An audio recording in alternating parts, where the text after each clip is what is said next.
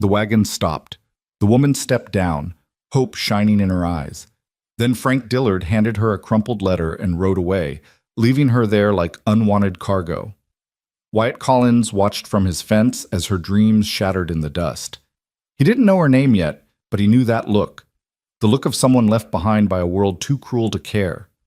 What happened next would change both their lives forever. Stay with me till the end of this story, and comment what city you're watching from so I can see how far this tale has traveled. The sun hung merciless over Red Mesa, Texas, that Tuesday in late summer, the kind of heat that made the air shimmer and dance above the prairie grass like liquid silver. Wyatt Collins stood at his fence line, hammer in hand, sweat soaking through his shirt as he worked on the gate that had been hanging crooked for 3 days now. He was a man of routine. Wake before dawn, tend the horses, mend what needed mending, and ask nothing from nobody. At 32, he'd learned that solitude was safer than hope, and silence was better than the kind of promises people made and broke like dry kindling. But routine shattered the moment he heard the wagon wheels creaking down the road. Wyatt looked up, squinting against the glare. A buckboard wagon rolled toward Frank Dillard's property, the neighbor who lived a quarter-mile east. Frank was a hard man, the kind who measured worth in cattle and land, who spoke in grunts and demands. Wyatt had never liked him much, but they maintained the kind of distant civility that frontier neighbors required. Help during roundup, a nod when passing, nothing more. The wagon stopped at Frank's gate. Wyatt couldn't see the driver clearly from this distance, but he could make out Frank's stocky frame as the man walked out from his porch. Then someone else emerged from the wagon, a woman, her dress a pale blue that stood out against the dusty browns and golds of the landscape. Wyatt told himself to mind his own business. He turned back to the gate, drove another nail. But something made him look up again. The woman was standing now, and even from 100 yards away, Wyatt could see her posture, straight-backed, hopeful, one hand smoothing down her dress like she wanted to make a good impression. She had a small trunk beside her, and she was smiling. Actually smiling, bright and nervous. The way people smiled when they were about to step into a dream they'd been chasing for months.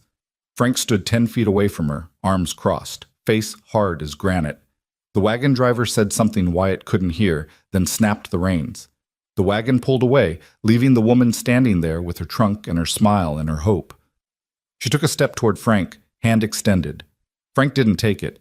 Instead, he pulled something from his pocket, a piece of paper, folded and wrinkled, and thrust it toward her. The woman's smile faltered. She took the letter, confusion crossing her face. Her lips moved, forming words Wyatt couldn't hear. Questions, probably. Maybe please. Frank turned his back on her, just like that. Turned and walked toward his house like she was nothing more than an inconvenient interruption to his day. The woman stood frozen, the letter trembling in her hands. She looked down at it, and even from this distance, Wyatt saw the moment she started reading, saw the way her shoulders drew up tight, the way her free hand came up to her mouth, saw the exact second her whole world collapsed. Her knees buckled. She didn't quite fall, but she sank down, right there in the dirt, that pale blue dress pooling around her like spilled water. The letter fell from her fingers, caught by the breeze, skittering a few feet away before snagging on a clump of sage. Frank Dillard went inside his house and shut the door. Wyatt's hammer slipped from his hand, clattering against the fence post. He'd seen a lot of hard things in his 32 years. He'd seen cattle die in winter freezes, seen good men broken by drought and debt, seen dreams dry up and blow away like topsoil in a dust storm. But there was something about this, about the casual cruelty of it, the way Frank had discarded this woman like she was defective merchandise, that made something hot and angry coil in Wyatt's chest.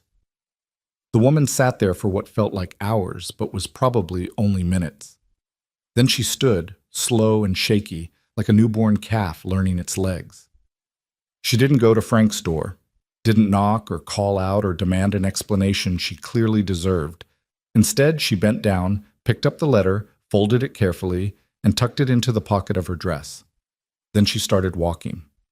Not toward the house, away from it, down the road, south, toward nothing and nowhere, under a sun that would kill her before nightfall if she didn't have water, if she didn't have shelter, if she didn't have sense enough to know that this land didn't forgive innocence. Wyatt watched her take 10 steps. 20. 30. He cursed under his breath, looked at his unfinished gate, looked at his house where a pot of coffee was probably burning on the stove, looked at the safe, simple, uncomplicated afternoon he'd planned. Then he strode to the barn and saddled his horse. The roan mare, Ginger, snorted as he cinched the girth tight, sensing his urgency. "I know, girl," he muttered. "I know. Ain't our business. But damned if I can just watch."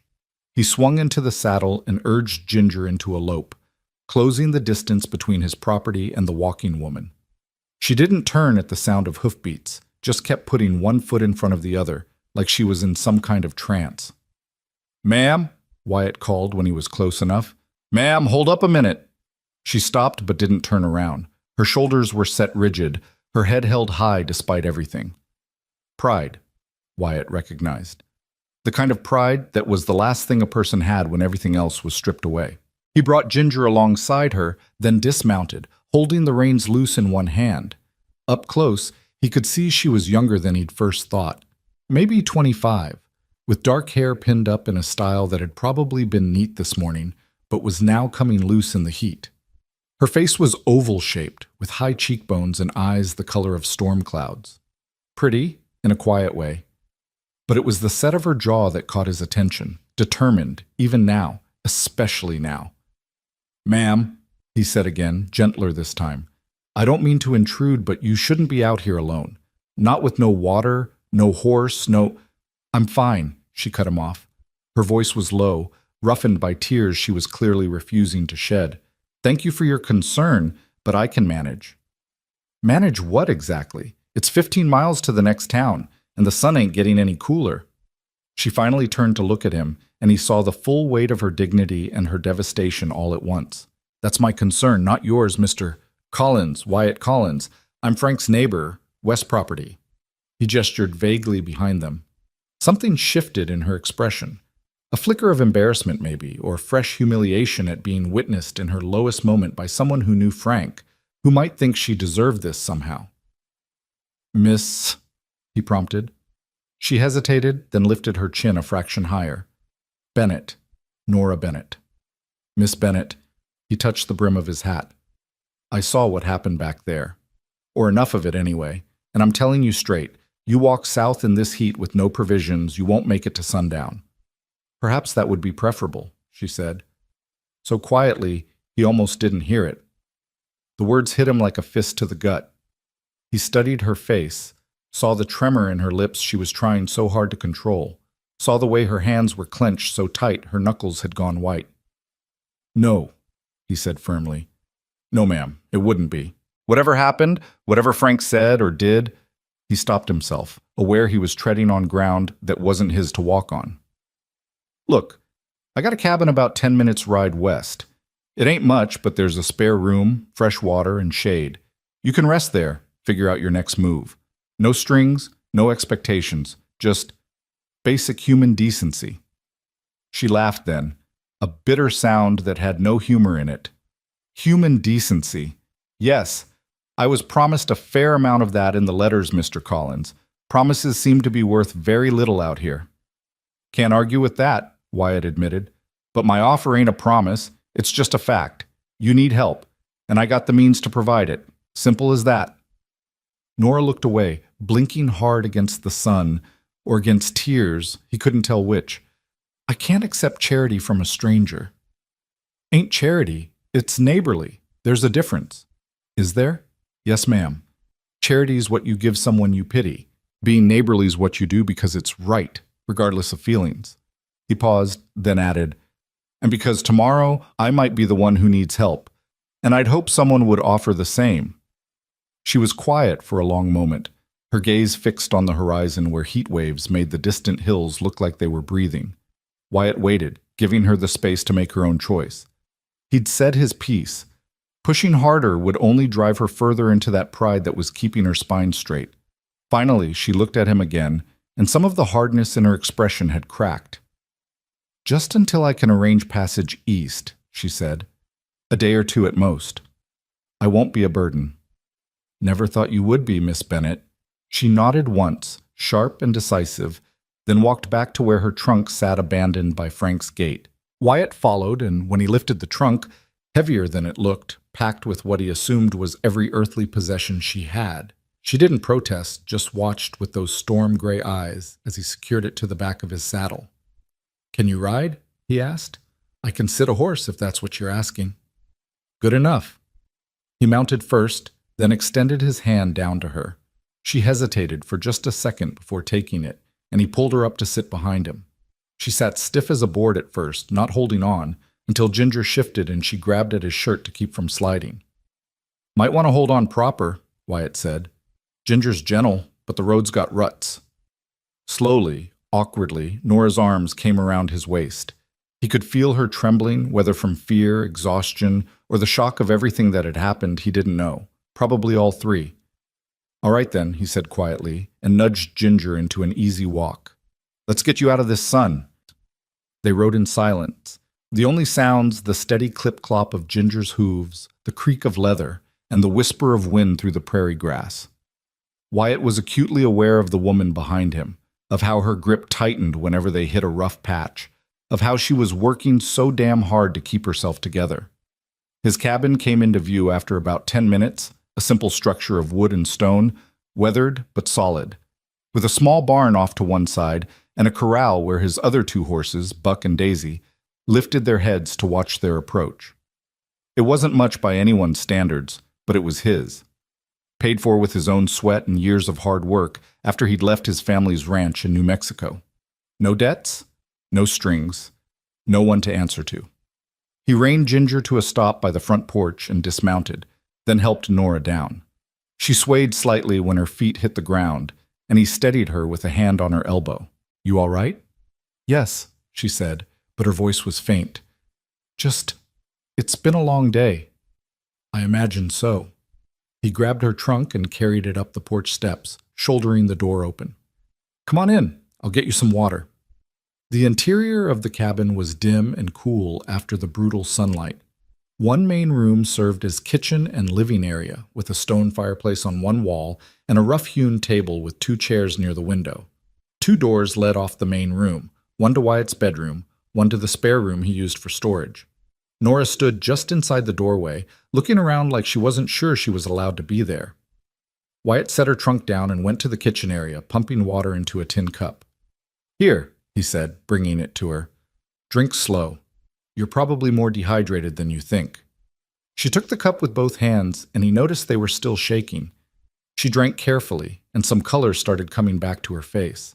"The spare room's through there," Wyatt said, nodding to the left-hand door. "Ain't fancy, just a bed and a chest of drawers. But it's clean, and the window catches the evening breeze. You can rest, clean up, whatever you need." Nora lowered the cup, looking at him with an expression he couldn't quite read. "Why are you doing this?" "Doing what?" "Helping me. You don't know me. For all you know, I could be—" She stopped, searching for words. "I could be trouble." Wyatt almost smiled at that. "Could be. But I got a fair sense of people, Miss Bennett, and trouble don't usually look like a woman who's just had her world pulled out from under her by a coward, too spineless to face her proper." Her eyes widened slightly. "You don't know what happened. Maybe there was a reason, Frank." "Don't care what the reason was," Wyatt interrupted, his voice harder than he intended. He took a breath, gentled his tone. "No excuse for treating a person that way. Leaving you standing there, not even having the decency to explain to your face, that ain't on you, Miss Bennett. That's on him." She looked down at the cup in her hands, and when she spoke again, her voice was barely above a whisper. "He said in the letter that he'd found someone younger, someone more suitable, that I'd misrepresented myself, that the photograph I'd sent must have been from years ago, and that he couldn't possibly—" She stopped, her throat working. Rage, white-hot and sudden, flared in Wyatt's chest. He clenched his jaw hard enough to make his teeth ache. "That man's a damn fool." Nora's head snapped up. "You don't have to—" "Ain't flattery, Miss Bennett. It's just fact. Any man who'd turn away a woman brave enough to travel halfway across the country on nothing but hope and a handful of letters, well, that man's got no sense and no honor. You're better off without him." Tears finally spilled over, tracking down her cheeks. She brushed at them angrily, like she was furious at herself for crying. "I'm sorry. I don't usually— I'm not—" "You got nothing to apologize for. Nothing." Wyatt took a step back, giving her space. Look, I'm going to tend the horses and give you some privacy. There's bread and cold chicken in the larder if you're hungry, and the wash basin's on the dresser in the spare room. You make yourself at home, rest up, and we can talk about what comes next when you're ready. No rush. She nodded, not trusting herself to speak. Wyatt grabbed his hat from the peg by the door and went outside, closing it softly behind him. He stood on the porch for a moment, breathing hard, trying to settle the anger still simmering in his blood. Frank Dillard. Christ. Wyatt had never liked the man, but he hadn't figured him for this kind of cruelty. Sending for a mail-order bride, letting her travel all that way, then turning her away like spoiled goods because she didn't match some fantasy he'd built up in his head. Younger. More suitable. The words made Wyatt sick. He stalked toward the barn where Ginger was waiting to be unsaddled. He worked mechanically, removing the tack, rubbing the mare down, his mind spinning. What the hell was he going to do now? He'd acted on instinct, on basic human decency like he'd told Nora, but he hadn't thought beyond getting her out of the sun and somewhere safe. She'd said a day or two, just until she could arrange passage east. That seemed reasonable. He could manage a house guest for a couple of days, couldn't he? Keep his distance, make sure she had what she needed, and then she'd be gone and his life would go back to normal.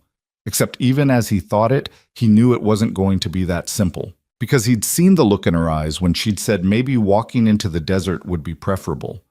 He'd heard the exhaustion and defeat in her voice, seen how hard she was fighting just to keep standing.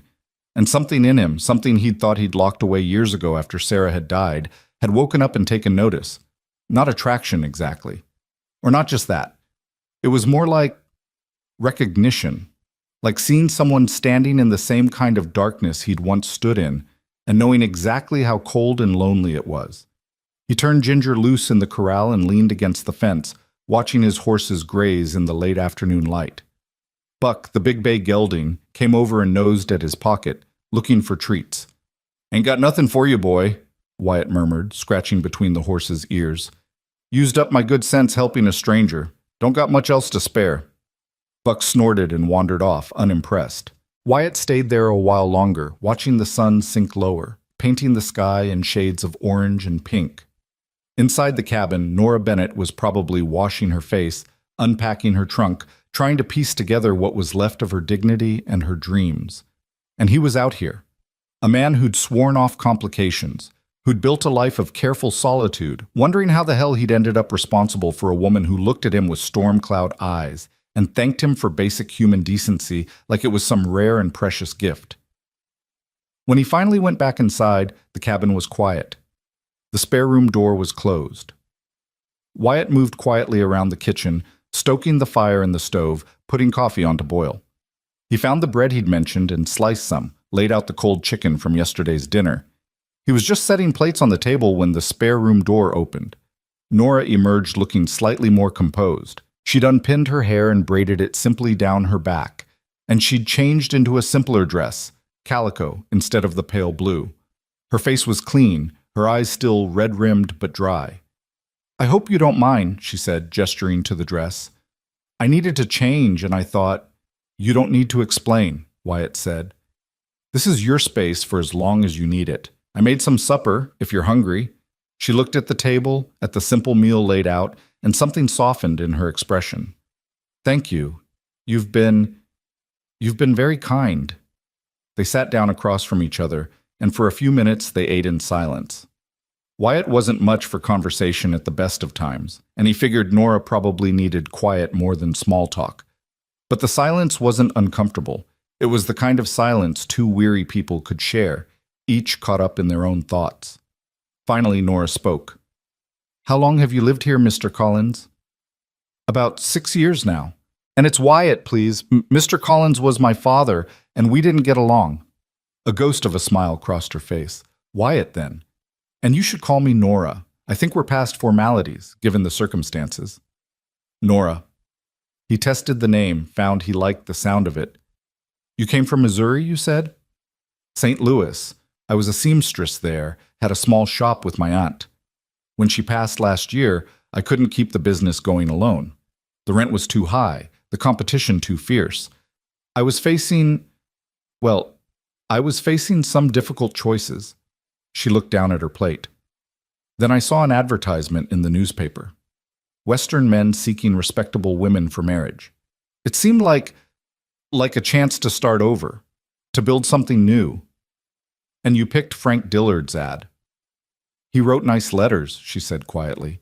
Talked about his ranch, about building a future, about wanting a partner to share his life with. He seemed honest, steady. I thought. She trailed off, shaking her head. It doesn't matter what I thought. I was wrong. Wyatt set down his fork, leaning back in his chair. You weren't wrong to hope for better, Nora, and you weren't wrong to be brave enough to chase it. Frank's the one who lied, who built you up just to knock you down. That's on him, not you. She met his eyes, and he saw something shift there, a crack in the armor she'd built around herself. You keep saying that. Why? Because it's true. You don't know me. For all you know, maybe I am too old for him. Maybe I did misrepresent myself. Maybe... How old are you? Wyatt asked bluntly. She blinked. 26. And Frank's what, 45, 50? He's got no room to talk about age. And as for misrepresenting yourself, did you lie in your letters?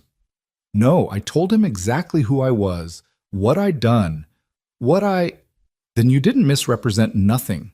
He's just a man who got cold feet and didn't have the stones to face you like a man should. Wyatt's voice was rough with barely contained anger. You traveled near 1,000 miles on his word, and he couldn't even give you an explanation to your face. That tells me everything I need to know about his character and nothing about yours. Nora stared at him, and slowly, very slowly, some of the rigid control she'd been holding on to began to crumble. Her eyes filled again, but this time she didn't try to hide it. I don't know what to do, she whispered. I spent everything I had on the train ticket. I don't have money to go back. I don't have anywhere to go back to.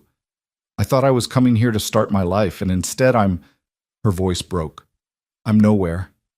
I'm nothing. You're not nothing. Wyatt said it with such conviction that she looked startled.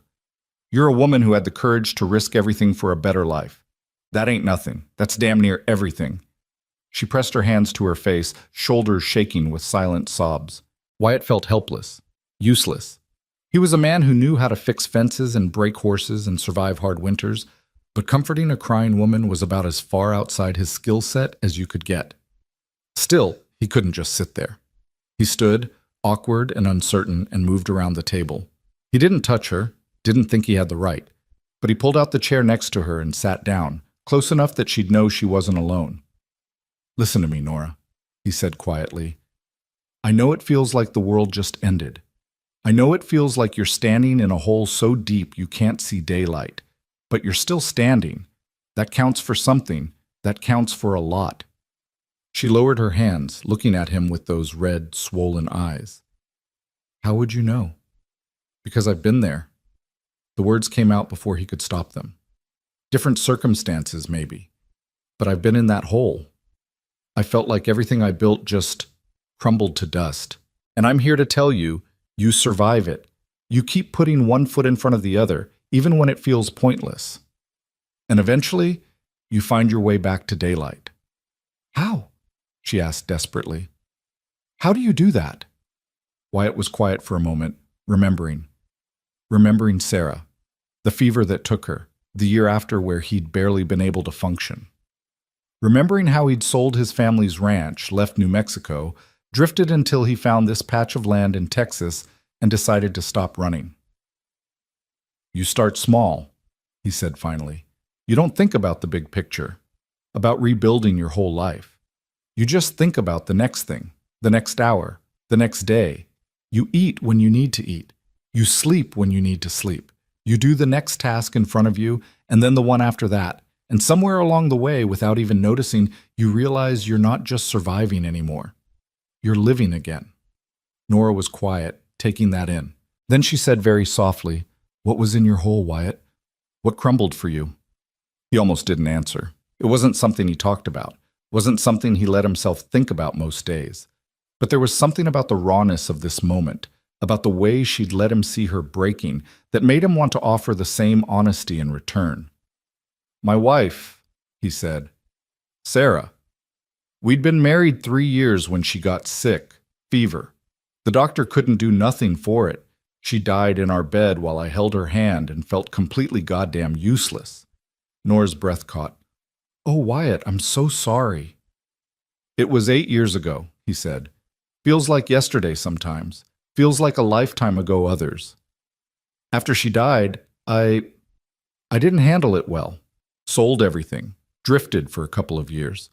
Finally ended up here and figured if I was going to keep breathing, I might as well build something worth breathing for.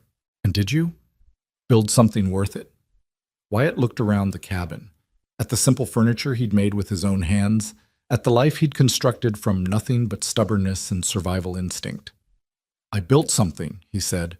Whether it's worth anything, I'm still figuring that out.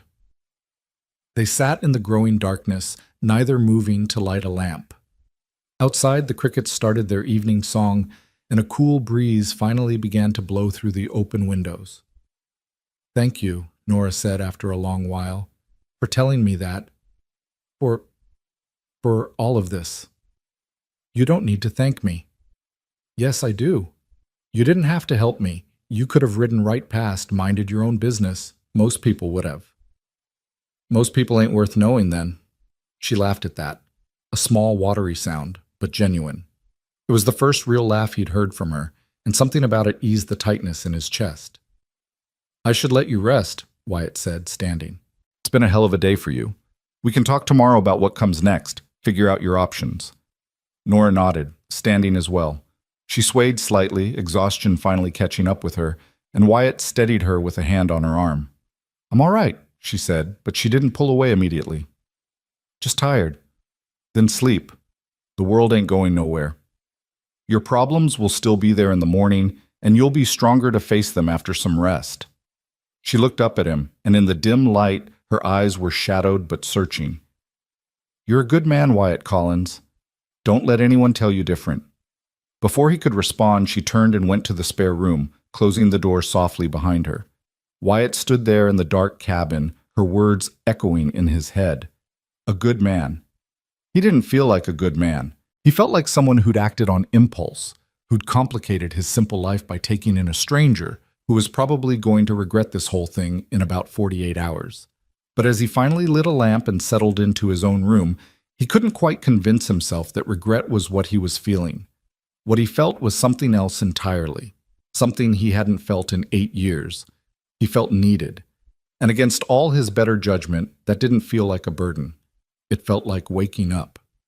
The next morning came soft and quiet, dawn light filtering through the cabin windows in shades of gold and rose.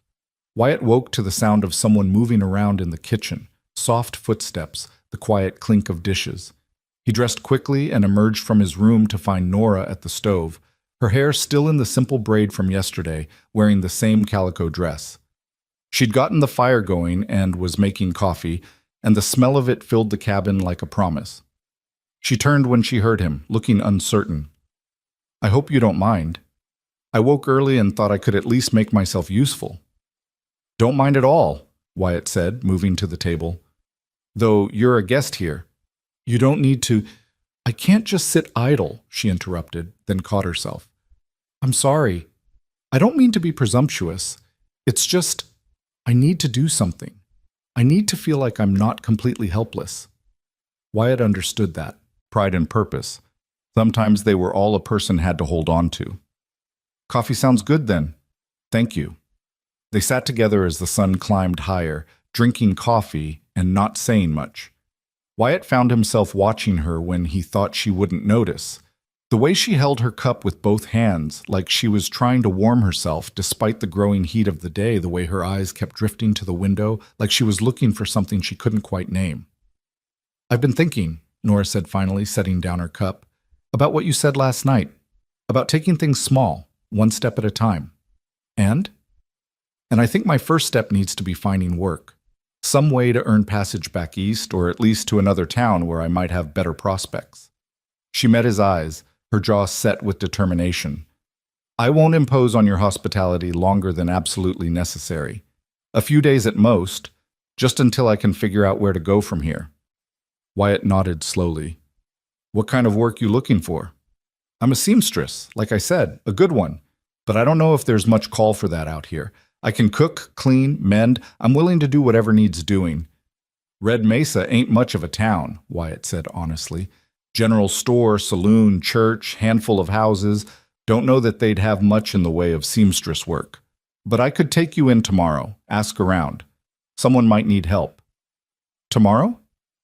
Well, it's already near noon today, and he hesitated, not wanting to overstep. And I thought maybe you could use another day to rest. Get your strength back. The world's still going to be there tomorrow, like I said. Nora looked like she wanted to argue, but then she just nodded, some of the tension leaving her shoulders. All right, tomorrow then. The rest of that day passed in a kind of quiet companionship that surprised them both. Wyatt went about his usual chores, tending the horses, checking the fence line, chopping wood for the stove. Nora stayed close to the cabin, but he'd see her occasionally, sitting on the porch with some mending she'd found in his things, or walking slowly around the property like she was trying to memorize every detail. Late in the afternoon, he found her standing by the corral, watching Buck and Daisy. "They're beautiful," she said when he approached. "I've never been this close to horses before." "Never?" "I grew up in the city. The closest I got to horses was seeing them pull carriages down the street." She reached out tentatively toward Buck, who'd wandered over to investigate. "Is he friendly?" "Buck? He's a sweetheart, just nosy." Wyatt opened the gate and led her inside. "Here, give him this, flat palm. Don't curl your fingers." He placed a piece of carrot in her hand, and she offered it nervously. Buck took it gently, his lips soft against her palm, and Nora's face lit up with surprised delight. "Oh, that tickles!" Wyatt found himself smiling. "Want to pet him? Just stroke down his nose, nice and slow." She did, cautious at first, then with more confidence as Buck stood patient and still. "He's so soft.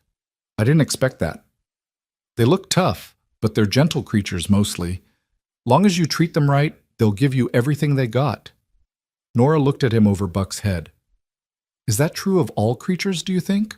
Or just horses?" There was something in the question that felt like it reached beyond the words.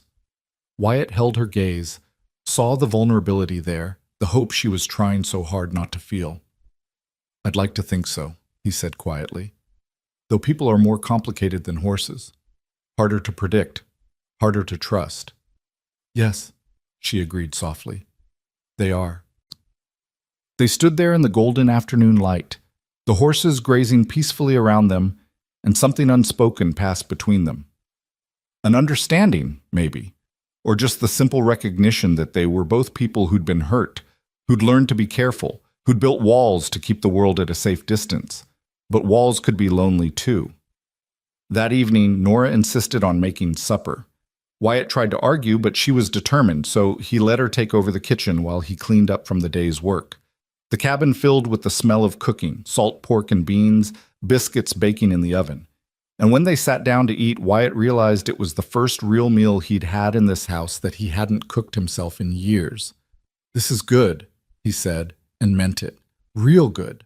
Nora flushed with pleasure. "It's nothing fancy. Don't need fancy, just need good, and this is that." They talked more easily this time, the conversation flowing without the weight of yesterday's trauma pressing down on every word. Nora told him about St. Louis, about her aunt who'd taught her to sew, about the little shop they'd run together. Wyatt told her about the ranch, about his plans to expand the herd next year, about the challenges of making a living from this hard land.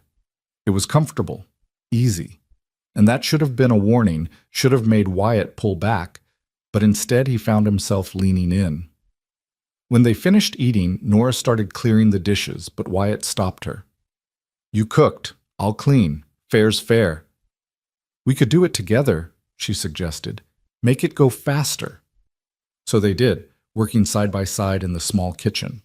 Nora washed, Wyatt dried, and they fell into a rhythm that felt natural, like they'd been doing this for years instead of hours.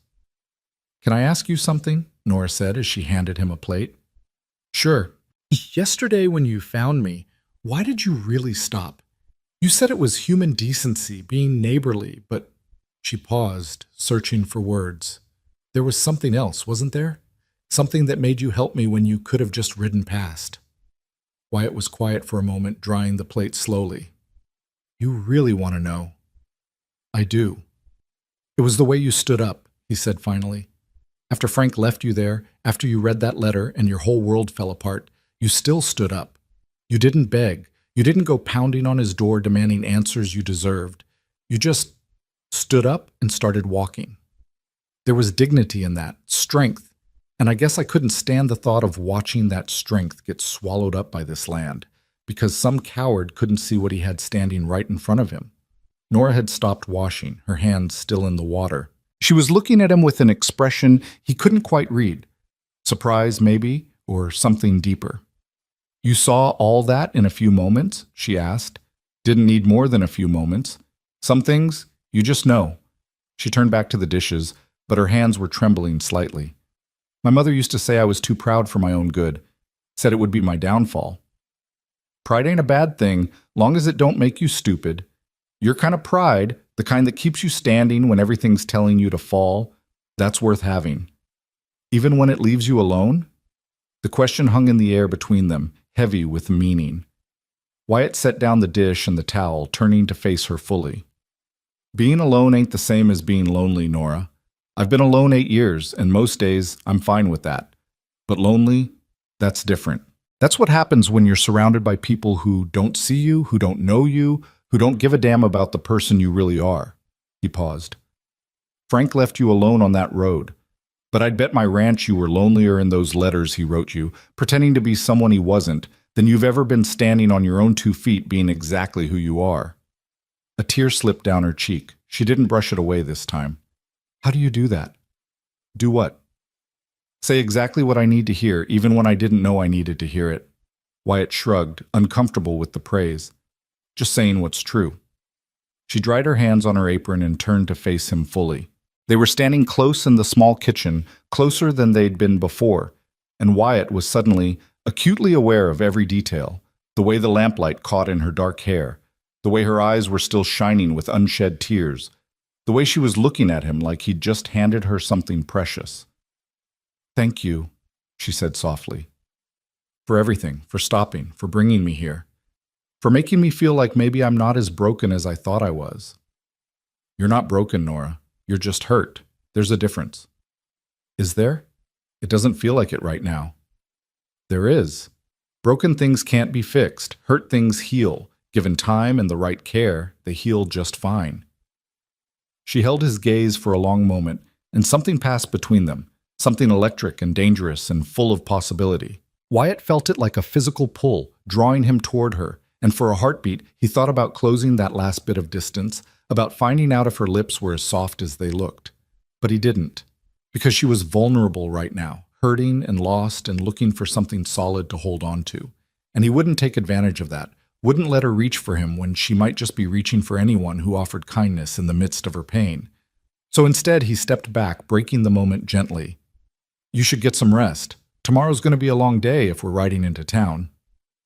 Disappointment flickered across her face, there and gone so quick he might have imagined it, but she nodded, composing herself. Yes, you're right. Good night, Wyatt. Good night, Nora.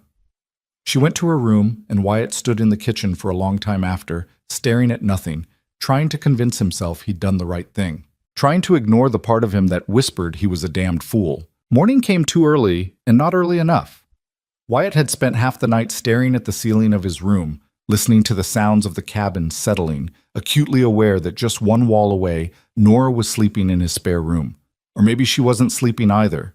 Maybe she was lying awake too, thinking about that moment in the kitchen when the air between them had felt charged with something neither of them was ready to name. He gave up on sleep around dawn and dressed quietly, slipping out to tend the horses before the heat of the day set in. The morning was cool and clear, the kind of Texas morning that made a man forget how brutal the afternoons could be. Buck nickered softly when Wyatt approached, and he spent a few minutes brushing down the bay gelding, finding comfort in the familiar rhythm of the work. Getting complicated in there, boy, he murmured to the horse. Woman shows up out of nowhere, turns my whole routine upside down, and now I'm supposed to take her into town and help her leave. Smart thing would be to keep my distance, let her go her own way. Smart thing would be to remember that caring about people just leads to hurt. Buck snorted and bumped his nose against Wyatt's chest, as if to say that being smart was overrated. Yeah, well, you would say that. You're a horse. You don't know nothing about. About what? Wyatt spun around to find Nora standing at the corral fence, wrapped in a shawl against the morning chill. Her hair was loose around her shoulders, and in the early light, she looked younger somehow, less burdened. Didn't hear you come out, Wyatt said, feeling caught. I'm sorry. I didn't mean to startle you. I woke up and heard you out here, and I thought. She trailed off, looking uncertain. I can go back inside if you want to be alone. No, it's fine. Just talking to Buck here. He's a good listener, doesn't talk back. A small smile touched Nora's lips. What were you telling him? Wyatt felt heat creep up the back of his neck. Nothing important, just thinking out loud. She didn't press, just came through the gate when he opened it for her and walked over to where Daisy stood munching hay. They really are beautiful. I think I could watch them all day and never get tired of it. They're good company, honest company. A horse don't pretend to be something it ain't. Unlike people. Yeah, unlike people. They stood in comfortable silence for a while, watching the sun climb higher, painting the prairie in shades of gold and amber. Finally, Nora spoke, her voice soft but steady. I've been thinking about what you said last night, about being hurt versus being broken. And I think you're right. I'm not broken. I'm angry. That's what I realized lying awake last night. I'm so angry I can barely breathe sometimes. Wyatt turned to look at her. Angry at Frank? At Frank? At myself? At the whole world for making it so hard for a woman to have choices, to have a life that's her own. Her hands tightened on the fence rail. Do you know what it's like to feel like your only options are to marry a stranger or starve? To know that everything you worked for, everything you built, can be taken away because you don't have a man's name attached to yours? No, Wyatt said honestly. I can't know what that's like. But I can see it ain't fair. I can see it ain't right. Frank's letter said I misrepresented myself. But the truth is, he misrepresented the world. He made it sound like out here, a woman could be a partner, could be valued for more than just being young and pretty and available. But it's the same everywhere, isn't it? Just packaged differently. The bitterness in her voice cut deep. Wyatt wanted to argue, to tell her she was wrong, that not all men were like Frank, that there were good people who valued character over appearance. But he also knew that his words, no matter how sincere, couldn't change what she'd experienced, couldn't undo the betrayal she'd suffered. Maybe it is the same everywhere, he said finally. Or maybe you just had the misfortune of meeting the wrong person first. Either way, you got a right to be angry. Just don't let it turn you hard, Nora. Don't let it make you stop believing that somewhere out there, there's something better waiting. She looked at him, really looked at him, and he saw the question in her eyes before she asked it. Do you still believe that? After losing your wife, after everything you've been through, do you still believe there's something better waiting? Wyatt opened his mouth to give her some platitude, some easy answer that would comfort without revealing too much. But standing there in the morning light with this woman who'd been nothing but honest with him, he found he couldn't lie. I don't know, he admitted. Most days I think I'm content with what I got. This land, these horses, the work. It's enough. It's safe. But then sometimes, he stopped, struggling to find the words. Sometimes I wonder if I'm just hiding, if I'm calling it peace when it's really just emptiness with better lighting. Nora's expression softened. You're not empty, Wyatt. You're one of the fullest people I've ever met. You're just careful. There's a difference. Is there? Yes. Empty people don't notice when someone's hurting. They don't stop to help strangers. They don't say the exact right thing at the exact right time. You're not empty. You're just protecting something precious. Yourself, your heart. I understand that. I think I'm going to have to learn to do the same. Something about the sadness in her voice when she said it made Wyatt's chest tighten. The thought of this woman, who'd been brave enough to cross half a country chasing hope, closing herself off, building walls, becoming someone careful and guarded. It felt wrong. Like watching a wildflower try to turn itself into stone. Don't, he said, more forcefully than he intended. Don't do that. Don't let what Frank did change who you are. How can it not? How can I ever trust my own judgment again? I thought I knew him from his letters. I thought I was making a smart choice, a safe choice. And I was completely, utterly wrong. If I can't trust myself to know the difference between a good man and a liar, then what hope do I have?" Wyatt turned to face her fully, and before he could think better of it, he reached out and took her hand. It was the first time he'd touched her with intention, not just to steady her or help her down from a horse, and the contact sent something electric up his arm. "You listen to me, Nora Bennett. Frank didn't fool you because you're stupid or naive. He fooled you because he's a practiced liar, because he knew exactly what a desperate woman wanted to hear, and he fed it to you in carefully written letters. That's on him, not you. Your judgment ain't broken. You just met someone who was real good at deception." "How do you know? How can you be so sure?" "Because I've seen you make decisions since you got here. You decided to accept help when it was offered, even though your pride told you not to. You decided to stay when leaving would have killed you. You decided to look for work instead of giving up. Every choice you've made since Frank left you on that road has been smart and strong and right. Your judgment's just fine, Nora. You just need to start trusting it again." She stared at their joined hands, and when she looked back up at him, her eyes were shining. "Why are you so good to me? You don't owe me anything. You don't even know me." "I'm getting to know you," Wyatt said quietly. "And what I'm learning, I like. You're brave and honest and stronger than you know. Any man who couldn't see, that ain't worth a second of your time." Nora's breath hitched, and for a moment, Wyatt thought she might cry. But instead, she squeezed his hand and said, "We should get ready for town. The sooner I find work, the sooner I can start putting my life back together." It was the right thing to say, the practical thing, so why did it feel like a door closing? Wyatt released her hand and nodded. "I'll hitch up the wagon. Be ready to leave in an hour?" "I'll be ready." They rode into Red Mesa in the wagon, with Ginger tied to the back. The town was exactly as Wyatt had described, small and dusty, a handful of buildings clustered around a single main street. The general store sat on one corner, the saloon on another, and the church stood at the far end like a white sentinel watching over everything. As they rolled down the street, Wyatt noticed the stairs. People stopped what they were doing to watch them pass, Mrs. Henderson sweeping her porch, old Charlie sitting outside the saloon, even Reverend Matthews pausing in his walk to the church. Of course they were staring. Wyatt Collins, who came to town once a month for supplies and otherwise kept to himself, was suddenly riding in with an unknown woman sitting beside him. The gossip would be spreading before they even stopped the wagon. "They're all looking at us," Nora said quietly, her hands twisted in her lap. "Small town. Not much happens here. We're the most interesting thing they've seen in weeks. Should I be worried? About their staring? Nah. About their talking? Maybe a little. But talk's just noise, Nora. It can't hurt you unless you let it." He pulled the wagon to a stop in front of the general store and helped Nora down. The proprietor, Samuel Yates, was standing in the doorway, arms crossed, watching them with undisguised curiosity.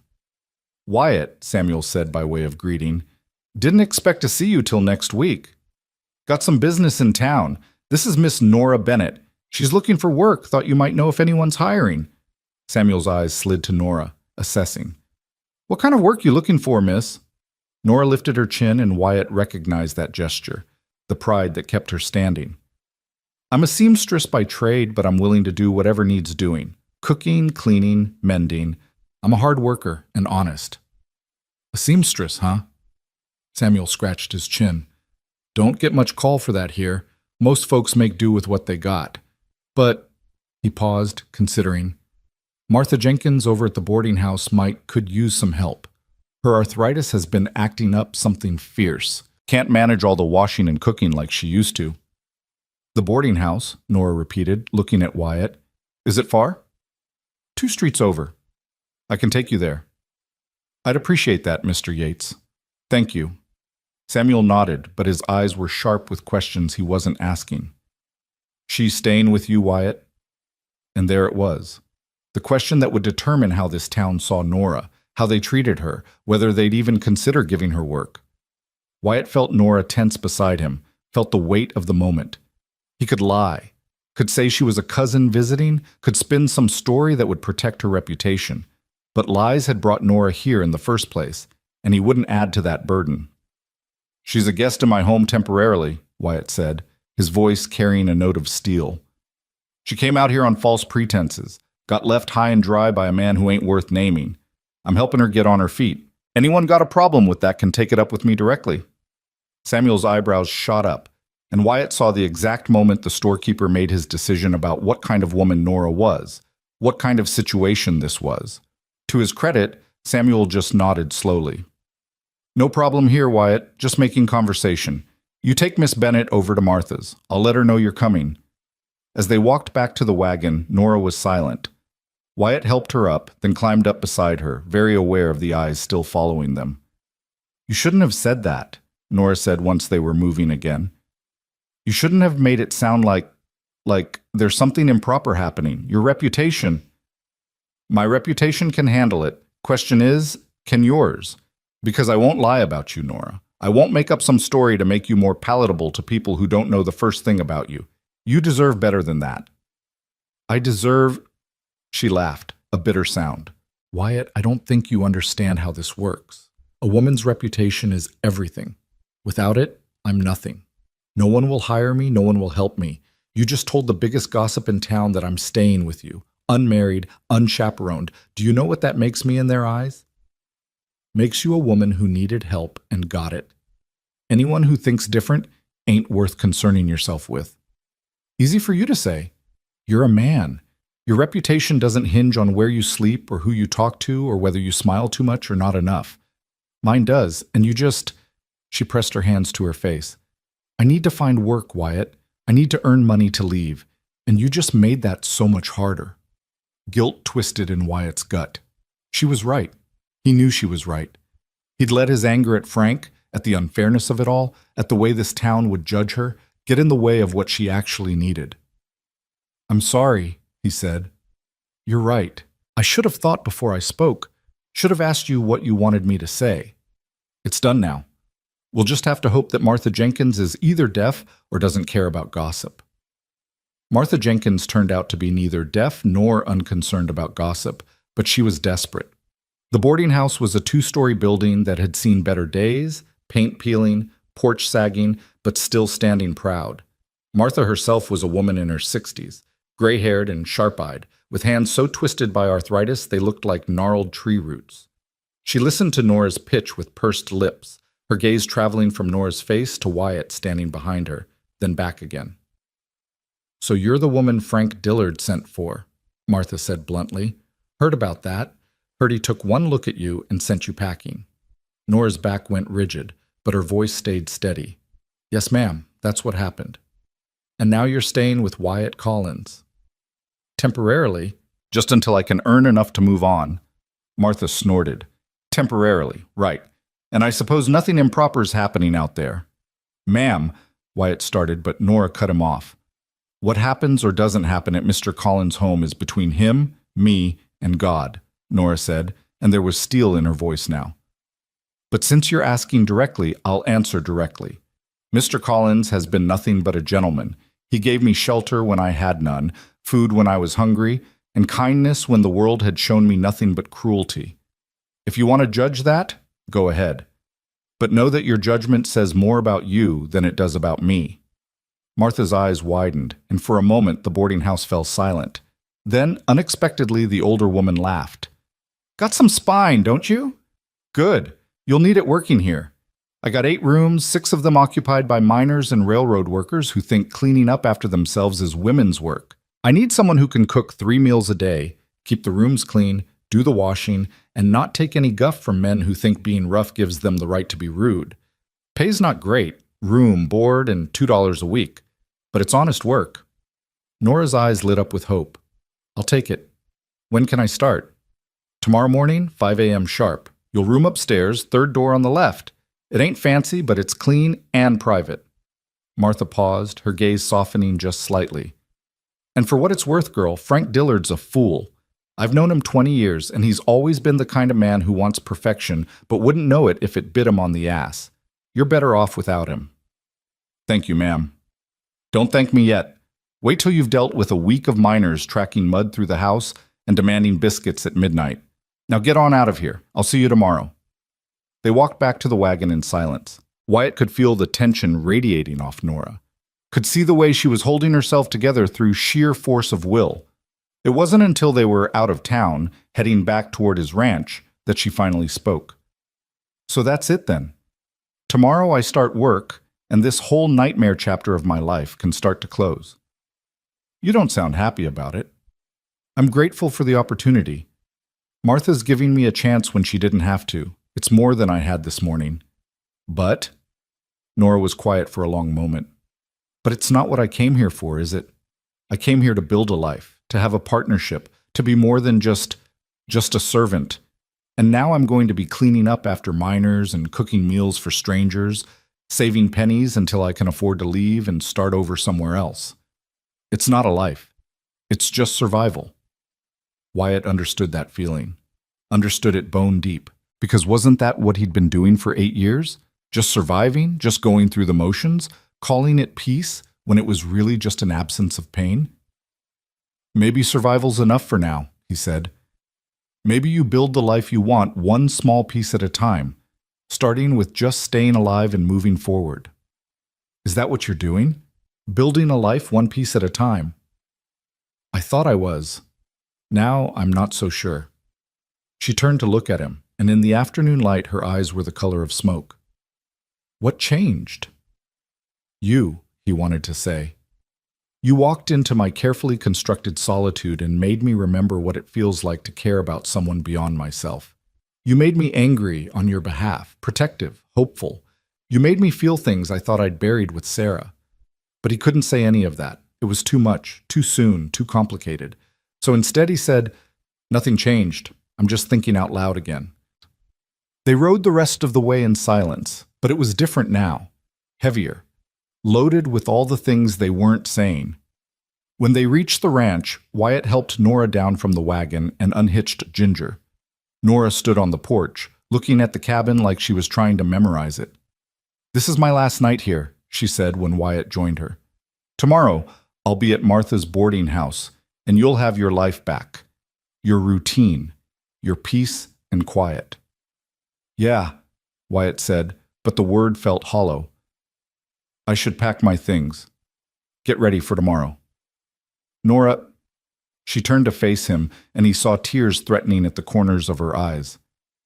"Thank you, Wyatt, for everything. I'll never forget what you did for me, the kindness you showed when I needed it most. You saved my life, and I don't just mean from the heat and the road. You saved me from giving up, from believing that all men are like Frank, that all hope is foolish. You gave me something to hold on to when I had nothing, so thank you." She stood on her toes and kissed his cheek, quick and soft, then turned and went inside before he could respond. Wyatt stood on the porch, his hand coming up to touch the spot where her lips had been, and felt something crack open in his chest, something he'd kept locked and sealed for 8 long years. He was falling for her. God help him, he was falling for Nora Bennett, and tomorrow she'd be gone. That night, they moved around each other like ghosts, both hyper-aware that this was their last evening together. Nora cooked dinner, a better meal than Wyatt usually bothered with, using up the last of the vegetables from his small garden. They ate mostly in silence, the weight of unspoken words pressing down on them. After dinner, they sat on the porch watching the sunset. The sky was on fire, streaked with orange and purple and red, the kind of sunset that made poets write bad verses and religious men see God. "It's beautiful here," Nora said softly. "I can see why you chose this place. It's quiet, peaceful, or it was anyway." She glanced at him. "Was?" "Before you showed up and disrupted everything." He meant it as a joke, but it came out more serious than he intended. Nora looked down at her hands. "I'm sorry, I never meant to. I didn't say it was a bad thing." Wyatt cut her off.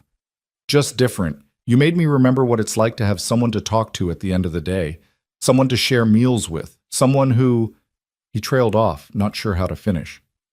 "Someone who what?" "Someone who makes the silence feel less empty." Nora's breath caught. "Wyatt, you asked me this morning if I still believed something better was waiting. I said I didn't know, but sitting here with you, watching the sunset, I think maybe I do believe it, or I want to. You make me want to believe it. Don't, she whispered. Please don't say things like that. Why not? It's true. Because it makes leaving harder. Because I have to leave, Wyatt. I have to make my own way, earn my own money, prove to myself that I can survive without depending on anyone. I can't stay here and let you take care of me. That's not who I am. I know that's not who you are. You're strong and independent and you don't need anyone to save you. But that don't mean you have to face everything alone, Nora. That don't mean you can't let someone stand beside you while you figure things out. She turned to face him fully, and in the dying light she looked ethereal, fragile and strong all at once. What are you saying? I'm saying don't go to Martha's tomorrow. Stay here. Work the ranch with me. I can't pay you much, but you'd have room and board, and you wouldn't have to answer to anyone but yourself. You could save money, figure out your next steps, and you'd be safe. No minors harassing you, no gossip, just us, working together. Wyatt, that would make the gossip so much worse. People already think. I don't give a damn what people think. Let them talk.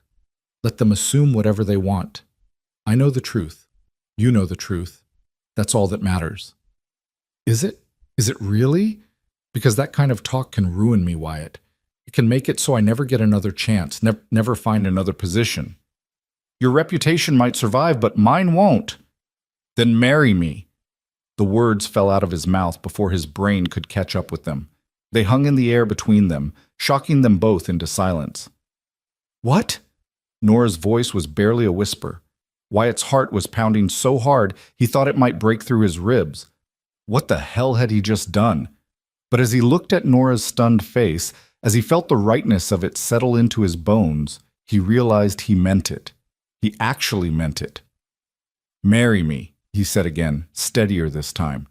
Not because you need saving, not because you don't have other options, but because these past few days, having you here, getting to know you, it's woken something up in me I thought was dead. You make me laugh, you make me think, you make me want to be better than I am. And I know it's fast, I know it's crazy, but I also know that sometimes you just recognize something when it's standing right in front of you. And I recognize you, Nora. I recognize what we could be together. Tears were streaming down Nora's face now. Wyatt, you can't. We barely know each other. A few days ago, I was promised to another man. I can't just...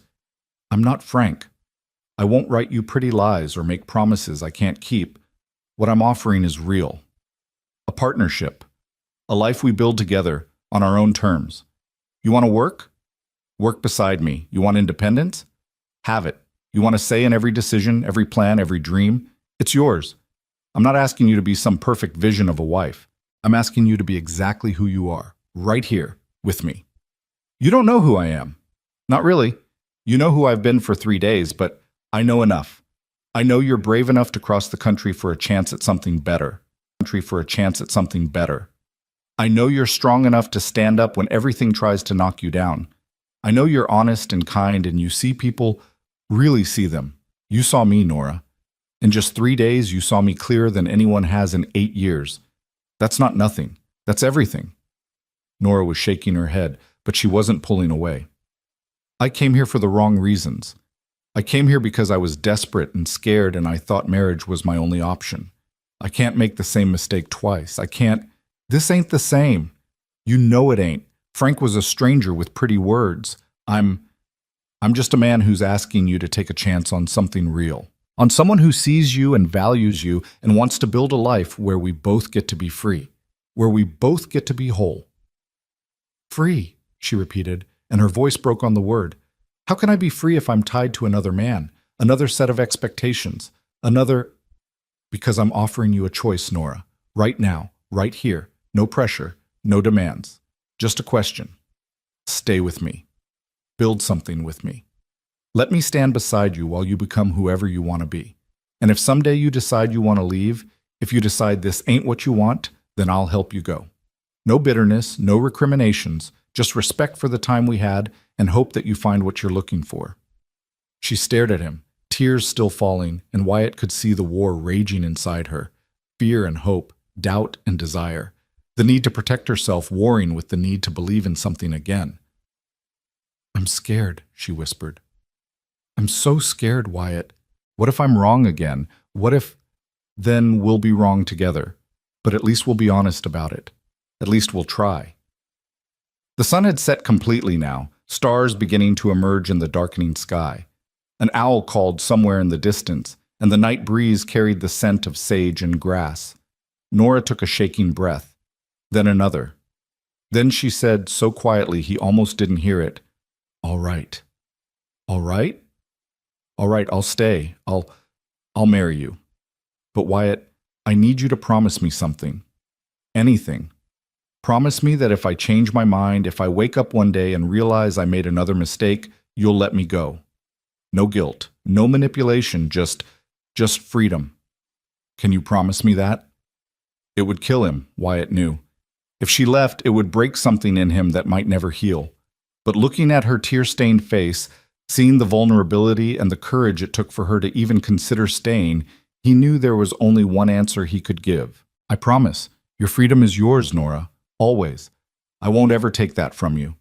She nodded, and then, before he could prepare himself, she stepped forward and wrapped her arms around him, burying her face in his chest. Wyatt held her, feeling her tremble, feeling his own heart racing like a wild thing. "Thank you," she murmured against his shirt. "Thank you for seeing me, for giving me a choice, for making me believe that maybe, just maybe, I deserve something good." "You deserve everything good, Nora Bennett, and I'm going to spend every day trying to give it to you." They stood there in the darkness, holding each other, two broken people who'd found something worth healing for. And for the first time in 8 years, Wyatt Collins felt something that resembled hope blooming in his chest. The next morning brought clarity and doubt in equal measure. Wyatt woke before dawn, as always, and lay in his bed staring at the ceiling, wondering if he'd lost his mind. He'd proposed to a woman he'd known for 3 days. 3 days. Sarah he'd courted for 2 years before asking for her hand, and now here he was, planning to marry a virtual stranger because she made him feel alive again. But when he emerged from his room and found Nora already up, making coffee in the kitchen with her hair braided and her sleeves rolled up, looking like she belonged there, all his doubts quieted. She turned when she heard him, and her smile was tentative but real. "Morning. I hope you don't mind. I couldn't sleep, so I thought I'd make myself useful." "You're allowed to just exist here, Nora. You don't have to earn your keep every minute." "I know, I need to feel like I'm contributing something. It's how I'm built, I guess." Wyatt crossed to the table and sat down. "We should talk. About yesterday. About what happens next." Nora poured 2 cups of coffee and joined him. "I've been thinking about that all night, about what I agreed to. And Wyatt, I don't want you to think I'm not grateful, because I am. But I also need to be honest with you." His stomach dropped. "You changed your mind." "No. Not about staying, not about trying this, but I need you to understand something. I don't love you." The word should have stung, but Wyatt found himself nodding. "I know. And I don't know if I can. Love you, I mean. Not right now, maybe not for a long time. I'm still so angry at Frank, still so hurt and confused, and I don't trust my own feelings.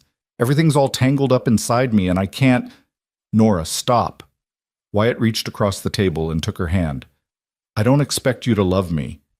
Hell, I'm not even sure what I feel for you is love. Maybe it is. Maybe it's just loneliness and attraction and the fact that you make me laugh. I don't know. But here's what I do know. We don't have to figure it all out right now. We can take this slow. Build something real from the ground up. No expectations, no pressure, just 2 people trying to make something good out of a bad situation." "You really mean that?" "I do. Look, my proposal yesterday wasn't romantic. It was practical. You need a home and a name that'll protect you from gossip. I need someone to remind me I'm alive. That seems like a fair trade to me. If love comes later, if we find something deeper along the way, then we'll be lucky. And if we don't, if we just end up being good partners and friends, then that's still more than most people get." Nora's eyes searched his face. "You're a strange man, Wyatt Collins. Most men would want promises of love and devotion." "I'm not most men. And I've learned that promises don't mean much when they're based on fantasy. Better to start with honesty and see where it takes us. She squeezed his hand. All right then. Honesty. I can do that. So here's my first honest thing. I'm terrified. Of this, of you, of what happens if I stay and it all falls apart. But I'm more terrified of spending the rest of my life wondering, what if? So I'm staying. Not because I love you, but because I want to see who I could become here, with you. Is that enough? It's more than enough, Wyatt said, and meant it. It's everything. They spent the rest of the morning talking through practicalities. They'd go into town that afternoon and see Reverend Matthews about getting married. Quiet, simple, no fuss. Nora would send word to Martha Jenkins that she wouldn't be taking the position, and they'd face whatever gossip came together. People are going to talk, Nora warned as they hitched up the wagon. They're going to say, I'm desperate, that you're a fool, that this is bound to fail. Let them say whatever they want. We know the truth. And what's the truth, Wyatt? What are we really doing here? He thought about that as he helped her into the wagon. What were they doing? Grabbing at hope? Building something from broken pieces? Trying to outrun their own loneliness? We're surviving, he said finally. Together. And maybe, if we're lucky, somewhere along the way, we'll figure out how to live again too. The ride into Red Mesa was different this time. The air felt charged with possibility and fear. Nora sat close beside him, not quite touching, but near enough that Wyatt could feel her warmth, and he found himself acutely aware of every breath she took, every small movement she made. When they reached the church, Reverend Matthews was in his garden, tending to a sad collection of vegetables that were barely surviving the Texas heat. Wyatt, the Reverend called out, straightening up with obvious relief at the interruption. Didn't expect to see you today. And Miss Bennett, isn't it? Samuel mentioned you were looking for work. Change of plans, Reverend, Wyatt said, helping Nora down. We'd like to get married. Today, if possible. Reverend Matthews' eyebrows shot up so high they nearly disappeared into his hairline. Married? Today? You too? Yes, sir. Son, you do know that marriage is a sacred covenant, not to be entered into lightly. You've known this woman for what, a few days? 3 days, sir, and I know it's fast. I know folks will talk, but I also know that Miss Bennett needs protection from gossip and speculation, and I can provide that. We're both going into this with clear eyes and honest intentions. That's more than a lot of marriages start with. The Reverend looked between them, his expression skeptical. Miss Bennett, is this what you want? Because if you're being pressured in any way— I'm not being pressured, Reverend, Nora said firmly. Mr. Collins has been nothing but honorable. This is my choice. And you understand what you're agreeing to? That marriage is permanent, that divorce is— Reverend Matthews, Wyatt interrupted, his voice carrying a note of warning. We understand what marriage is. We're asking for your blessing and your service, not a lecture on commitment. Will you marry us or not? The Reverend was quiet for a long moment, his eyes moving between them. Then he sighed. I'll marry you, but not today. I'll need to post banns, make it proper. Give you time to make sure this is really what you want. 2 weeks. Come back in 2 weeks, and if you're both still of the same mind, I'll perform the ceremony. 2 weeks. It was longer than Wyatt wanted to wait, but he could see the wisdom in it. Time to be sure. Time for Nora to back out if she needed to. Time to prove to themselves and the town that this was real. 2 weeks then, Wyatt agreed. Thank you, Reverend. As they walked back to the wagon, Nora was quiet. Wyatt could practically hear her thinking, could see the doubt creeping back in. Having second thoughts? He asked.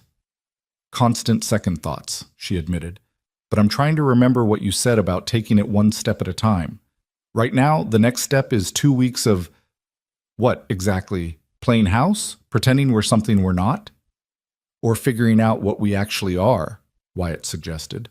2 weeks to get to know each other better, to see if we can actually stand living together, to build something real before we make it official. And if we can't? If we realize in 2 weeks that this is a terrible idea? Then we call it off. No harm done. Well, except to my pride, but I'll survive. She laughed at that, a real laugh, and something loosened in Wyatt's chest. They were going to be okay, maybe not in the way either of them had expected, but okay nonetheless. The 2 weeks that followed were unlike anything Wyatt had experienced. Having Nora in his home, knowing she was staying, changed everything. They fell into a routine, Wyatt handling the outside work, Nora taking over the house and garden. But it wasn't rigid. Often, Nora would come out to help with the horses, and Wyatt found himself in the kitchen more, drawn by the smell of whatever she was cooking, by the simple pleasure of her company. They talked. God, how they talked. About everything and nothing. Nora told him about growing up in St. Louis, about her parents who'd died when she was young, about the aunt who'd raised her and taught her to sew. Wyatt told her about his childhood in New Mexico, about his father's ranch, about Sarah and the life they'd almost had. "Do you still love her?" Nora asked one evening as they sat on the porch. It was their routine now, watching the sunset together, sharing the quiet. "I'll always love who she was," Wyatt said carefully. "But sometimes I wonder if I'm holding on to a memory more than a person. If I've made her into something perfect in my head because it's easier than accepting that she was human, that we probably would have had hard times and disagreements and all the messy parts of a real marriage." "That's very honest of you." "You asked for honesty. That's what we're building here, right? Something real. Can't do that with pretty lies." Nora was quiet for a moment. "Can I tell you something? Something I haven't told anyone?" "Of course." "I'm relieved. About Frank rejecting me. Is that terrible? At first I was devastated, humiliated, but then once the shock wore off, I realized I didn't want to marry him either. I was doing it because I thought I had to, because I was afraid of being alone and poor and desperate. But I didn't actually want him. I wanted what he represented: safety, security, a future. The man himself? I never even thought about whether I'd enjoy his company, whether we'd laugh together, whether he'd see me as a partner or just a convenience. That's not terrible. That's just honest.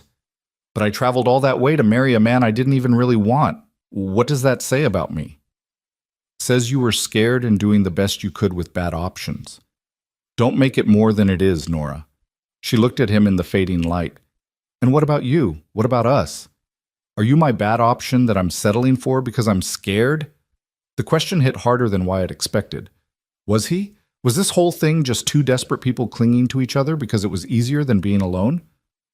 "I don't know," he admitted. "Maybe. But I'd like to think we could be more than that. Given time, given a real chance, maybe we could be something good." "Something good," she repeated softly. "That's all I want, Wyatt. Just something good. Something real. I don't need perfect. I don't need passion or romance or any of those fairy tale promises. I just need honest and kind and real. I can do that. I can do honest and kind and real." She smiled, and in that moment, with the last light painting her face in gold, Wyatt felt something shift. Not love, not yet, but something that could become love given time and care and cultivation. They were planting seeds. That's what they were doing, planting seeds and hoping something good would grow. The 10th day arrived with clouds building on the horizon, dark and heavy with the promise of rain. Wyatt stood in the barn mending a broken saddle strap when he heard the horse approaching.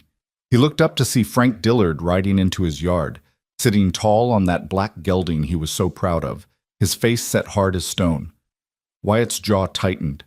He set down the leather and walked out to meet him, very aware that Nora was in the house, probably watching from the window. "Frank," he said, his voice flat, "you got business here?" Frank dismounted, his movements sharp with anger. "Heard some interesting talk in town yesterday. Heard you're planning to marry that woman I sent for, the one who wasn't suitable for me. Her name's Nora. And yeah, we're getting married. Don't see how that's your concern." "Don't see how—" Frank's face reddened. "I paid for her passage out here. I spent months writing those letters, building up to bringing her here. And you just swoop in and take her?" Wyatt took a step forward, his hands clenched at his sides. "You threw her away, Frank. You left her standing at your gate with nothing but a cruel letter and no way home. You don't get to complain now that someone else saw value in what you discarded." She misrepresented herself. She was older than she claimed, not as pretty as her photograph suggested. She was exactly who she said she was.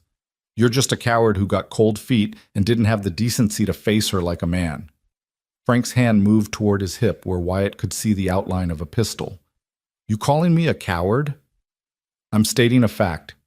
You want to make something of it. That's your choice. But know this, Frank. You come onto my property making threats, you're going to leave in worse shape than you arrived. For a long moment they stood there, tension crackling between them like lightning. Then the front door of the cabin opened and Nora stepped out onto the porch. She was wearing one of her simple dresses, her hair pinned up, and her face was calm but her eyes were fierce. "Mr. Dillard," she said, her voice carrying across the yard, "I believe you said everything you needed to say to me in that letter. There's nothing more to discuss." Frank turned to look at her, and something ugly twisted his features. "You think you're clever, don't you? Coming out here, playing the victim, latching onto the first man who'd show you sympathy? Well, I see through you. You're nothing but a—" "Finish that sentence," Wyatt cut in, his voice deadly quiet, "and I'll finish you. I don't care what you think you know. You don't talk to her that way. Not on my land, not anywhere." Frank's mouth snapped shut, but his eyes were still full of venom. "You're making a mistake, Collins. That woman's nothing but trouble. She'll bleed you dry, take everything you got, and leave you wondering what hit you. Only mistake I see is the one you made. You had a chance at something real, and you threw it away because you're too damn stupid to recognize quality when it's standing in front of you. Now get off my property. And Frank?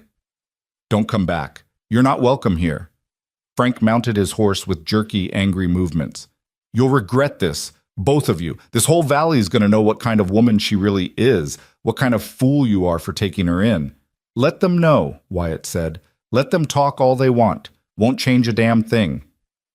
Frank spurred his horse and rode off, dust kicking up behind him. Wyatt stood there until he was out of sight, his heart pounding, adrenaline making his hands shake slightly. Then he turned to find Nora still on the porch, her arms wrapped around herself. He walked over to her, taking the steps 2 at a time. "You all right?" "I'm fine. I didn't expect him to come here. Didn't expect him to be so angry."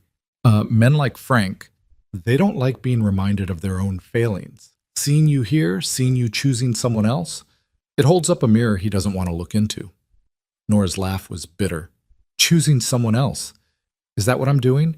Because right now it feels more like I'm just running from one situation to another, making decisions based on fear rather than anything real." The words stung, even though Wyatt knew there was truth in them. "Is that what you think? That this is just you running?" "I don't know what to think anymore." She moved past him, walking out into the yard, her face turned toward those dark clouds building in the west. "Frank was right about one thing. I did latch on to you. The first person who showed me kindness, and I grabbed hold. What if I'm making another mistake? What if in a year, or 5 years, or 10, I wake up and realize I never wanted this either? That I was just using you as a life raft?" Wyatt followed her, keeping a respectful distance. "And what if you're not? What if this is exactly where you're supposed to be, and Frank showing up is just him trying to poison something good because he can't stand seeing you happy?" "I'm not happy, Wyatt. I'm grateful. I'm safe. I'm a lot of things. But happy? I don't even know what that feels like anymore." Thunder rumbled in the distance, and the first drops of rain began to fall, fat and heavy.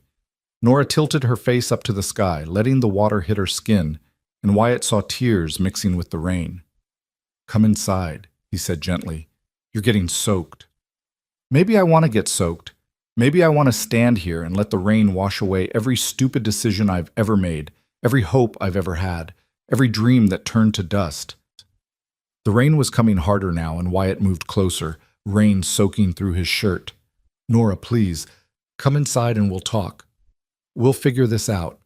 "There's nothing to figure out." She spun to face him, rain streaming down her face. "Don't you see? I'm broken, Wyatt. Frank didn't break me. I was already broken. I was broken when I got on that train. I was broken when I decided marrying a stranger was better than facing my life alone. I'm still broken, and you proposing to me, you offering me this life, it's just putting a bandage on something that needs more than you can give." "Then let me try anyway," Wyatt said, his voice rough. "Let me stand here in the rain with you and at least try to help you put the pieces back together. You don't have to be whole to be worth loving, Nora. You don't have to be perfect to deserve a chance at something good." "Loving?" She laughed, and it was a broken sound.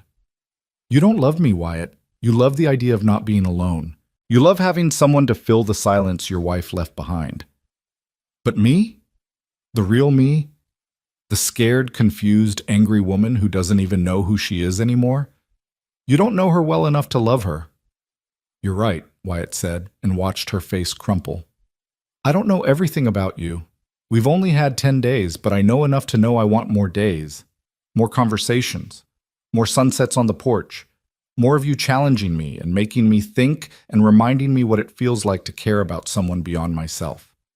Maybe that's not love yet. Maybe it's just the beginning of something that could become love. But it's real, Nora. It's the most real thing I've felt in 8 years. The rain was a torrent now, turning the yard to mud, and they were both soaked to the bone.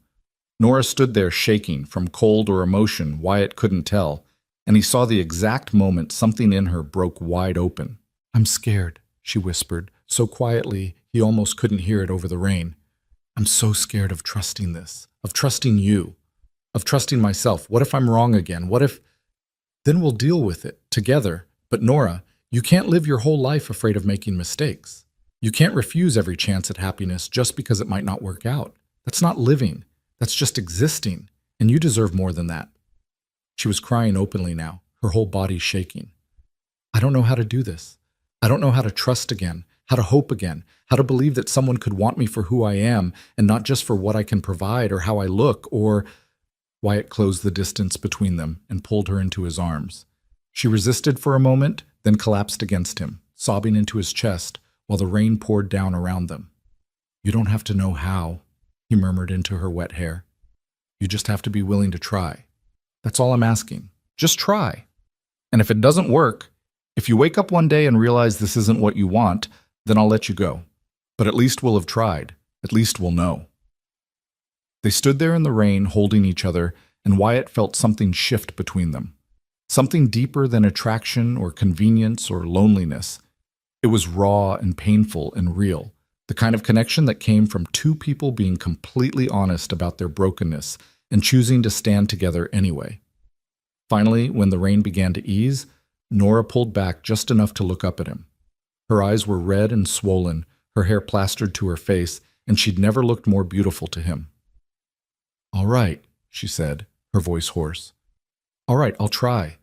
I'll stop running from this. I'll stop questioning every moment and I'll just be here, with you, and we'll see what happens. That's all I'm asking." She nodded, then shivered hard.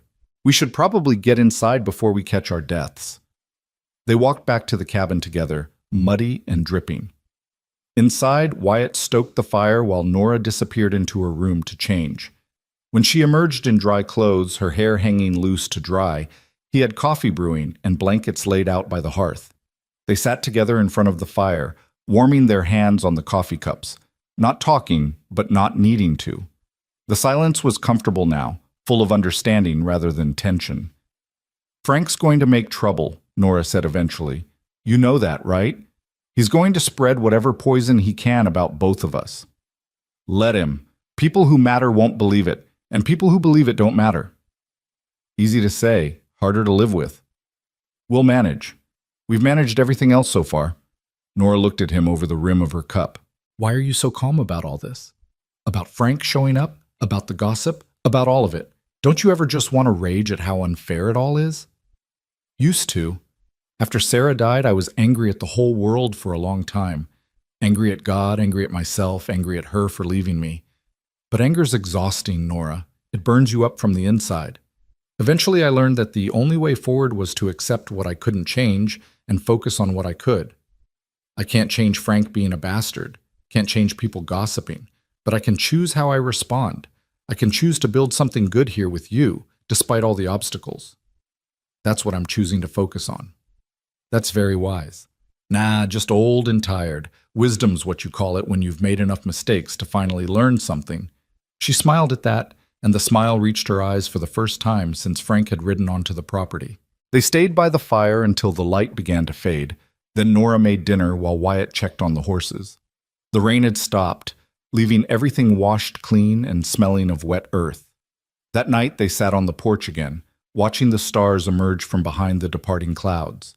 The air was cool and fresh, and somewhere in the distance a coyote called to the rising moon.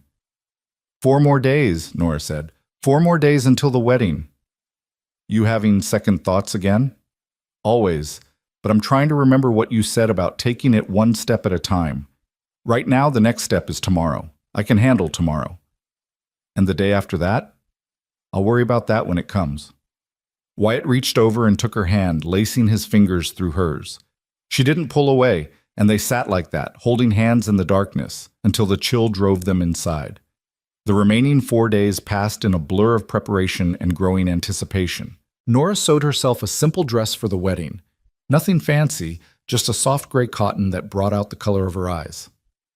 Wyatt cleaned up the cabin, made repairs he'd been putting off, and tried not to think about how much his life was about to change. On the 13th day, they rode into town together to finalize things with Reverend Matthews. The stares were worse this time, the whispers following them down the street like a chorus of judgment. Wyatt kept his hand on Nora's back, a quiet statement of solidarity and protection. At the general store, Samuel Yates was less friendly than before. Heard Frank Dillard's version of things, he said, his voice cool. Heard some interesting stories about what's been going on out at your place, Wyatt. I'm sure you did, Wyatt replied evenly. And I'm sure they're all lies.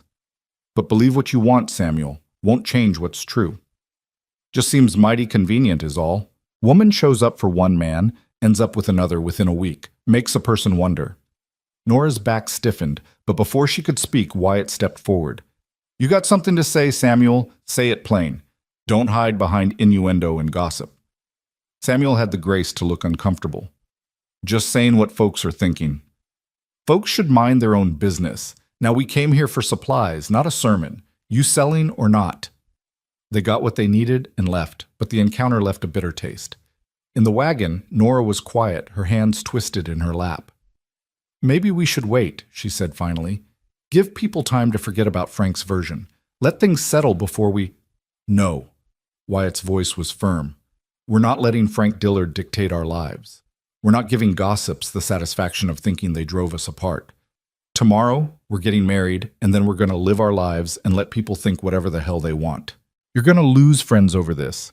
Lose business, maybe. All because of me. Friends who turn on me over lies aren't friends worth having. And business will survive. I'm good at what I do, and people need horses broken and fences mended whether they like my wife or not. My wife. The words hung in the air between them, and Wyatt saw Nora's expression shift, fear and hope and something else he couldn't quite name. Your wife, she repeated softly. That's what I'll be tomorrow. Your wife. Having second thoughts? More like 20th thoughts. But I'm still here, aren't I? Still moving forward? That's all we can do. Just keep moving forward. That night, Wyatt couldn't sleep. He lay in his bed, staring at the ceiling, listening to the sounds of the cabin. Somewhere across the wall, Nora was probably doing the same thing. Tomorrow, she'd be his wife. Tomorrow, everything would change. He thought about Sarah, about the life they'd planned and never got to live. He thought about the 8 years he'd spent alone, convincing himself he was fine, that solitude was safer than risking his heart again. And he thought about Nora, brave, broken, beautiful Nora, who'd stumbled into his life and turned everything upside down. Was he doing the right thing? Was he really ready for this? Or was he just two lonely people making a decision based on circumstance rather than genuine feeling? But then he remembered the way Nora looked at sunset, the way she laughed when Buck stole carrots from her pocket, the way she'd stood in the rain and let herself be vulnerable with him. He remembered the conversations that stretched late into the night, the comfortable silences, the growing sense that maybe, just maybe, this could work. It wasn't the same as what he'd had with Sarah. It wasn't built on years of courtship and shared history, but it was real in its own way. Raw and honest and full of possibility. Morning came gray and soft, with mist hanging low over the prairie. Wyatt dressed in his best clothes, a dark suit he'd worn to Sarah's funeral and hadn't touched since. It felt strange, constrictive, like wearing someone else's skin. But when he emerged from his room and saw Nora standing by the window in her new dress, her hair pinned up with small flowers she'd picked from the garden, everything else fell away. She turned when she heard him, and her eyes widened. You clean up nice, cowboy. You look beautiful. She blushed, her hands smoothing nervously over her dress. It's nothing special. I didn't have time to make anything fancy. Don't need fancy, just need you. They stood there looking at each other, and Wyatt was struck by the enormity of what they were about to do. This woman, who he'd known for 2 weeks, this stranger who'd become so familiar, so necessary to his daily life. In an hour, she'd be his wife. You ready for this? He asked. No, but I'm doing it anyway. Good enough.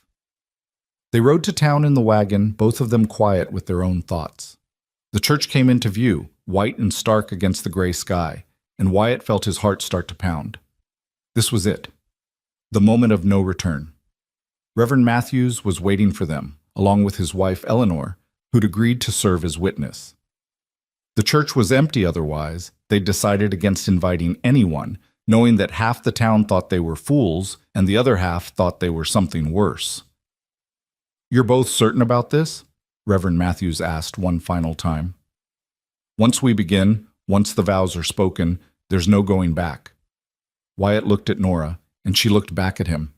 He saw all her doubts reflected in her eyes, all her fears, but he also saw determination, the same strength that had made her stand up after Frank's rejection, the same courage that had brought her halfway across the country in the first place. I'm certain, Wyatt said. I'm certain, Nora echoed, and her voice only shook a little. The ceremony was brief and simple. No music, no flowers beyond the small bunch Nora had woven into her hair. Just words. Ancient words about commitment and honor and cherishing each other through whatever came. Wyatt spoke his vows clearly, meaning every word, even though some of them felt like promises he wasn't sure he could keep. Love, honor, cherish, till death do us part. When it was Nora's turn, her voice was soft but steady. She looked directly at him as she spoke, and Wyatt saw tears shining in her eyes. But she didn't cry. She stood tall and spoke her vows like they were a declaration of war against everyone who doubted her, against every circumstance that had tried to break her. I now pronounce you man and wife, Reverend Matthews said. You may kiss your bride. Wyatt hesitated. They hadn't talked about this moment, hadn't discussed how much physical affection would be expected or wanted. But Nora stepped closer, reaching up to touch his face gently, and he bent down to brush his lips against hers. It was chaste, brief, nothing like the passionate kisses of romance novels. But it was real. It was a promise of something they were building together, one small moment at a time. When they pulled apart, Nora was smiling through her tears. Well, Mr. Collins, it seems we've done it. Seems we have, Mrs. Collins. Mrs. Collins. The name settled over her like a new coat, and Wyatt saw her testing it out in her mind, trying to make it fit. They signed the papers, thanked the Reverend and his wife, and walked out of the church into the gray morning as husband and wife. The town was just waking up, people emerging from their homes and businesses, and Wyatt felt their stares like physical weight. Let them stare. Let them judge. None of it mattered now. In the wagon heading home, Nora was quiet, twisting the simple gold band Wyatt had given her around her finger. He'd bought it weeks ago, before he even knew she existed, in some vague notion that he might someday be ready to move on. Now it sat on her hand, catching the weak morning light. What are you thinking? Wyatt asked. I'm thinking that I'm married. Actually married. To a man I've known for 2 weeks. It's insane. Completely, utterly insane. You want to go back? Reverend might still be there. We could... No? She cut him off quickly. No, I don't want to go back. I'm processing, trying to figure out what happens now. Now we live, we work the ranch, we figure out how to be married, one day at a time, like we said. One day at a time, she repeated. And tonight? The question hung heavy between them. Tonight, their wedding night. The expectation that came with marriage, the intimacy that would be assumed by everyone, expected by tradition. Tonight we have dinner, Wyatt said carefully. We sit on the porch if the weather holds. We talk, same as we've been doing, and then we go to our separate rooms, same as we've been doing. Nothing has to change, Nora. Not until you're ready. Not until we both are. Her relief was palpable. You mean that? I do. This marriage, it's real in the eyes of the law, real in the eyes of the church. But between us, it's whatever we make it. We move at whatever pace feels right. no pressure, no expectations beyond what we agree on together. "What did I do to deserve you?" she whispered. "You stood up when the world tried to knock you down. That's more than most people ever do." They rode the rest of the way home in companionable silence, and when the cabin came into view, Wyatt felt something settle in his chest. Home. Not just his home anymore. Their home. He helped Nora down from the wagon, and they stood there for a moment, looking at the cabin, at the land, at the life they were about to try to build together. "Welcome home, Mrs. Collins," Wyatt said. Nora looked up at him, and her smile was small but genuine. "Thank you, Mr. Collins, for everything, for seeing me when I felt invisible, for offering me a choice when I thought I had none, for being patient when I'm difficult, for being you. Ain't nothing special about me." "That's where you're wrong. You're the most special man I've ever met, and you don't even know it. That's part of what makes you special." Before Wyatt could respond, she stood on her toes and kissed his cheek, then turned and walked into the cabin, into their home, leaving him standing there with his heart doing strange things in his chest. Maybe this could work. Maybe they could build something real from this strange beginning. Maybe Hope wasn't as foolish as he'd thought. The first week of married life was an exercise in navigation and adjustment. They moved around each other carefully, both hyper-aware of the new dynamic, the new expectations, spoken and unspoken. Wyatt went about his usual work, but found himself coming back to the cabin more often, drawn by the smell of Nora's cooking or the sound of her humming as she worked in the garden. Nora threw herself into making the cabin a home. She cleaned corners Wyatt had neglected for years, hung curtains she'd sewn from fabric she'd brought in her trunk, planted herbs by the kitchen door. It was like watching someone claim their territory, stake their ground, and Wyatt found he didn't mind. If anything, he liked seeing his space transformed by her presence. But there were awkward moments too, times when they'd reach for the same thing and their hands would touch, and they'd both pull back like they'd been burned. Times when Wyatt would forget and walk in while Nora was washing up, and they'd both freeze, hyper-aware of boundaries and propriety. Times when the silence felt charged with everything they weren't saying, everything they weren't doing. On the 8th night, they sat on the porch as usual, watching the stars emerge. The air was warm and still, carrying the scent of sage and honeysuckle. Nora had been quiet all day, and Wyatt could sense something brewing. "Can I ask you something?" she said finally. "Always." "Do you regret it? Marrying me?" Wyatt turned to look at her. "Why would you think that?" "Because we've been married over a week, and we're living like polite strangers. Separate rooms, careful conversations, never touching unless absolutely necessary. That's not a marriage, Wyatt. I don't know what that is. It's us figuring things out at our own pace, like we agreed. But when does figuring things out become just avoiding things? When does taking it slow become standing still?" Wyatt was quiet, considering. She had a point. They'd been so careful, so cautious, that they hadn't really moved forward at all. They were stuck in this limbo, married but not, together but separate. "What do you want, Nora? What would make this feel more real to you?" She was quiet for a long time, her fingers twisting in her lap. "I don't know. I feel like I'm waiting for something to happen. Waiting for you to decide you've made a mistake. Waiting for the other shoe to drop. And I can't live like that. I can't spend every day braced for disaster. I'm not going to change my mind." "How do you know? How can you be so sure?" "Because every day I learn something new about you, and every day I like what I learn. You're smart and strong and funny and kind. You make my coffee the way I like it without me having to ask. You sing to the horses when you think I can't hear. You leave wildflowers on the table just because they make you happy. These aren't big things, Nora, but they're the things that matter. They're the things that make a life." Tears were sliding down her cheeks now. "I'm still so scared. Of this, of us, of everything." "I know. I'm scared too." "You are?" "Of course I am. What if I'm not enough? What if you wake up one day and realize you settled? What if I can't make you happy? What if I fail you the way I failed Sarah by not being able to save her?" The words tumbled out before he could stop them, revealing fears he hadn't even known he was carrying. Nora stared at him. You didn't fail, Sarah. She got sick. That's not your fault. My head knows that. But my heart still thinks if I'd been smarter, faster, better, I could have done something, could have saved her. And now here you are, trusting me with your life, your future, and what if I fail you too? Oh, Wyatt. Nora moved closer, taking his hand. You're not going to fail me. You've already given me more than I ever expected. Safety, respect, a chance to rebuild my life on my own terms. How could that be failure? Because you deserve more than safety and respect. You deserve love, Nora, real love.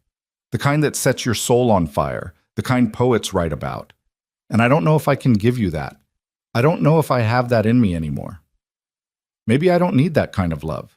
Maybe I just need the kind where someone sees me and values me and chooses me, day after day. Maybe I need the kind that's built on respect and partnership and growing together. Maybe that's enough. Is it? Is it really enough for you? She was quiet, and when she spoke, her voice was thoughtful. I don't know, but I'd like to find out. I'd like to stop being so afraid and just see what happens when we actually let ourselves be married, when we stop holding back and start moving forward. What are you saying? I'm saying I want to move into your room. I want to sleep beside you, wake up next to you. I want to stop living like we're two people sharing a house and start living like we're actually building a life together. I'm not saying it has to be perfect. I'm not saying I'm ready for everything that implies, but I'm ready to stop hiding in that spare room, pretending this is something it's not. Wyatt's heart was pounding. You're sure? No, but I'm doing it anyway. Seems to be my approach to everything these days. Terrified, but moving forward regardless. He squeezed her hand. All right then. Tonight? Tonight. They sat there a while longer, holding hands under the stars, and Wyatt felt something shift between them. Something significant. They were taking a leap, both of them, into unknown territory, but they were doing it together, and that had to count for something. When they finally went inside, Wyatt helped Nora move her things from the spare room to his. It didn't take long, she didn't have much, and what she had fit easily into the chest of drawers and the small wardrobe. But every item placed felt monumental, like they were building something real from these small practical acts. That night, they lay side by side in the bed Wyatt had slept in alone for 6 years. They didn't touch beyond their hands clasped between them, but the intimacy of just breathing in sync, of sharing this space, was overwhelming. Wyatt? Nora's voice was soft in the darkness. Yeah? Thank you for being patient, for not pushing, for letting me figure things out at my own pace. Always, Nora. We're in this together, however long it takes. She rolled toward him then, and in the moonlight filtering through the window, he could see her face. She looked vulnerable and brave all at once, and before he could think better of it, he reached out and traced his fingers along her cheek. You're beautiful, he whispered. I should have said that before. Should have told you every day. You're so damn beautiful it hurts to look at you sometimes. Wyatt, let me finish. You're beautiful not just in how you look, but in who you are, in your strength, your courage, your refusal to let the world break you. Frank Dillard was a fool, Nora, the biggest fool who ever lived, and I'm grateful for his foolishness, because it brought you to me. She was crying again, but she was also smiling. How do you always know exactly what to say? I don't. I'm just saying what's true. She moved closer then, tucking herself against his chest, and Wyatt wrapped his arms around her, holding her close. They lay like that, hearts beating against each other, and Wyatt felt something in his chest crack open, something he'd kept locked and guarded for 8 long years. He was falling in love with his wife. Slowly, carefully, but falling nonetheless. And for the first time since Sarah died, that didn't terrify him. It felt right. It felt like coming home. 3 weeks into their marriage, disaster struck in the form of fire. Wyatt woke to the acrid smell of smoke curling through the bedroom window. For a confused moment, he thought he was dreaming, that his mind was playing tricks in the space between sleep and waking. Then Nora stirred beside him, her nose wrinkling, and she sat bolt upright. Wyatt, do you smell fire? He was already out of bed, pulling on his pants, moving toward the window. The eastern sky was lit with an orange glow that had nothing to do with dawn. Christ, it's coming from the valley. They dressed in seconds, fumbling with buttons and laces in the dark. Outside, the world had taken on a surreal quality, the air thick with smoke. The distant crackle of flames carried on the hot wind that had been blowing for 3 days straight. Wyatt ran to the barn, Nora close behind him, and climbed up to the loft window that faced east. What he saw made his blood run cold. A wall of fire was sweeping across the valley, driven by that relentless wind, consuming everything in its path.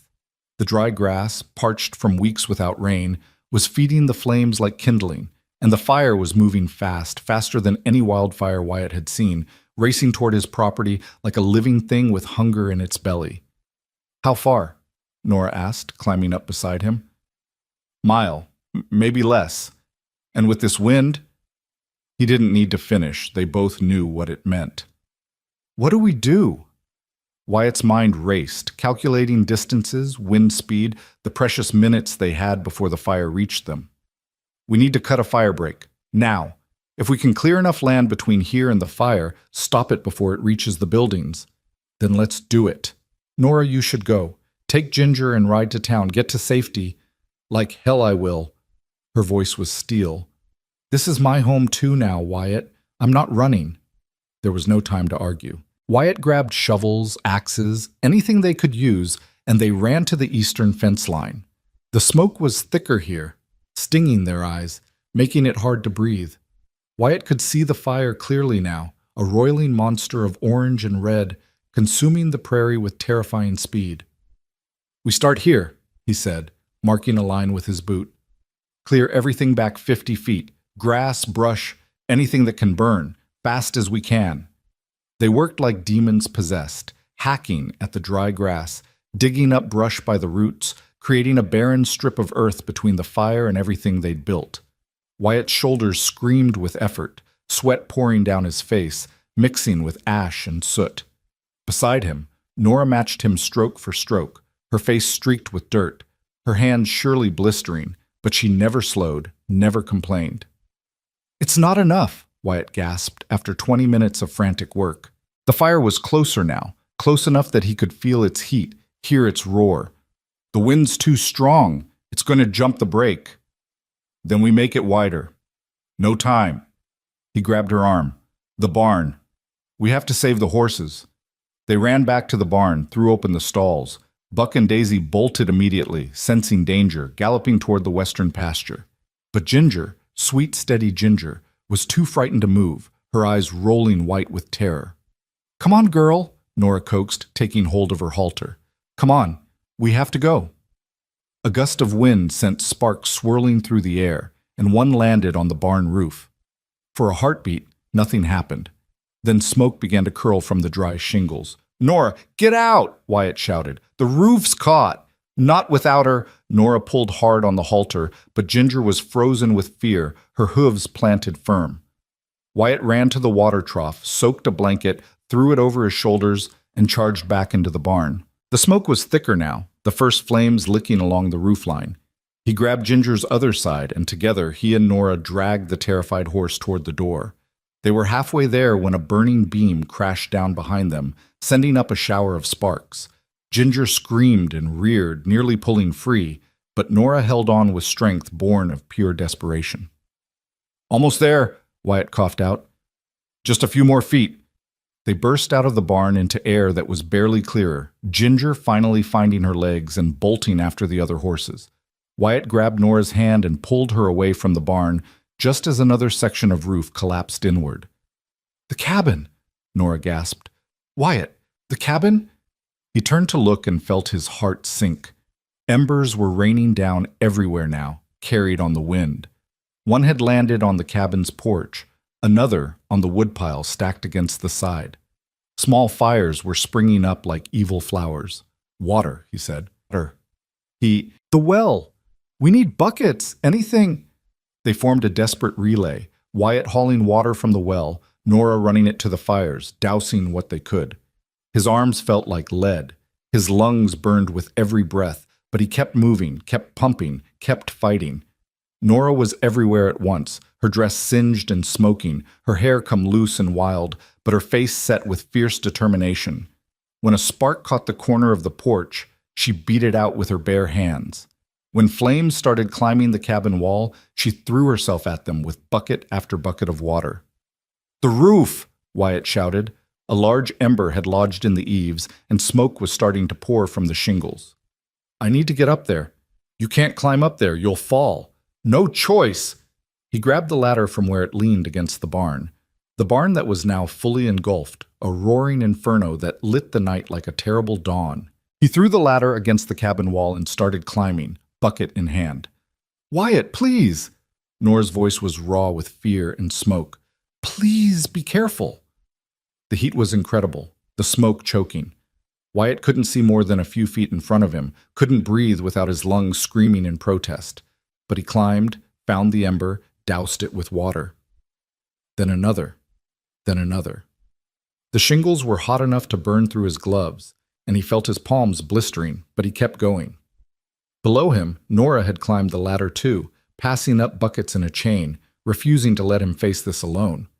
Her face was streaked with ash and tears, but her hands were steady, her movements sure. "Together," she said when he tried to order her down. "We do this together." So they fought the fire together, side by side on that burning roof, while the world around them tried to consume itself. Minutes stretched into hours, though it couldn't have been more than 30 minutes of pure hell. Wyatt's entire body was shaking with exhaustion, his vision blurring, but Nora was there, her hand on his back, her voice in his ear telling him they could do this, they could save it, they just had to hold on a little longer. And then, as suddenly as it had come, the wind shifted. The wall of fire that had been racing toward them veered south, pushed by the changing wind, missing the cabin by mere yards. The flames that had been threatening the house began to die, starved of fuel by the firebreak they'd cut and the water they'd poured. Wyatt and Nora collapsed on the roof, coughing and gasping, too exhausted to climb down. They lay there watching the fire continue its destructive path south, away from them, away from everything they'd fought so hard to save. "Is it over?" Nora's voice was barely a rasp. "I think so. I think we're safe." She laughed, a broken, hysterical sound. "Safe? We're covered in burns and ash. The barn's gone. We could have died. But we didn't. We're alive. The cabin's standing. The horses are safe. That's what matters." Nora rolled toward him, and in the firelight, he saw her face properly for the first time. She was covered in soot and dirt, her eyebrows singed, her hands raw and blistered. She'd never looked more beautiful. "You climbed up here," he said, reaching out to touch her face. "You could have died, and you climbed up here anyway." "So could you. Guess that makes us even." "Guess it does." They helped each other down the ladder on shaking legs and stood in the yard surveying the damage. The barn was a total loss, just a skeleton of blackened beams and smoldering ash. The eastern fence line was scorched, the grass burned black for 100 yards. But the cabin stood, damaged, covered in soot, with a few burned patches on the roof that would need fixing, but standing. "We did it," Nora whispered. "We actually did it." Wyatt pulled her into his arms, holding her tight despite the pain in his burned hands. "We did. Together." She buried her face in his chest, and he felt her shoulders shaking. He wasn't sure if she was laughing or crying or both, and he realized he was doing the same. The fear, the adrenaline, the sheer relief of survival, it all came pouring out in great gasping sobs. They stood there in the smoke and ash, holding each other, two people who'd fought fire and won, who'd faced disaster together and come out the other side. And something shifted between them in that moment, something fundamental and unbreakable. This wasn't just about survival anymore. This wasn't just about convenience or circumstance, or finding comfort in another person's company. This was partnership. This was what it meant to build a life with someone, to stand beside them when everything was burning, to climb onto roofs you might fall from, to refuse to run when running would be easier. When they finally pulled apart, the sky was beginning to lighten with the real dawn. They walked slowly to the well, wincing with every step, and took turns drinking deeply, washing the worst of the ash from their faces. "We should check on the horses," Nora said, her voice hoarse. "Make sure they're all right." They found all three in the western pasture, nervous but unharmed. Buck came over immediately, nuzzling Wyatt's shoulder like he was checking to make sure his human was still whole. Ginger, the horse Nora had refused to leave behind, walked straight to her and pressed her forehead against Nora's chest. "You're welcome," Nora murmured, stroking the mare's neck. "Though next time maybe run a little faster, yeah?" They spent the next hour checking the property, making sure no hidden embers were still smoldering. The damage was extensive but manageable. The barn would need to be completely rebuilt, but the tools and tack had been in the shed on the other side of the house and had survived. The fence could be repaired. The scorched earth would green up again when the rains came. They'd lost things, but they hadn't lost everything. They'd survived. By the time they made it back to the cabin, they were both swaying on their feet, exhaustion pulling at them like gravity. Nora paused at the door, looking at the soot-blackened walls, the burned patches on the porch. "It's going to take weeks to repair all this," she said. "Months, probably. But we'll do it. Same way we did everything else. One step at a time." Inside, the cabin was a mess. Smoke had gotten in through the windows they'd left open, coating everything in a fine layer of ash. But it was still standing, still theirs, still home. Wyatt stoked the fire, the irony of which wasn't lost on him, and heated water for washing. They took turns at the basin, carefully cleaning soot and ash from burned skin, hissing at the sting. Nora's hands were in bad shape, blistered and raw from beating out flames. Wyatt's weren't much better. "We should wrap these," he said, looking at her hands. "Keep them clean while they heal." "Yours too." They sat at the table, wrapping each other's hands in strips of clean cloth, their movements gentle despite their exhaustion. There was an intimacy to it, to this careful tending of each other's wounds that went beyond anything physical. This was trust. This was care. This was love, though neither of them said the word. "Wyatt?" Nora's voice was soft. "What you said before, about me climbing up on the roof, about how I could have died. Yeah? You could have died too. You did die, nearly, going into that barn for Ginger, going up on that roof. You risked everything. Had to. Couldn't let the fire take it all, couldn't let it take you." She looked up at him, and her eyes were shining with tears. "That's the first time you've said it like that. Like I matter more than the property. Like saving me was the point, not just the cabin."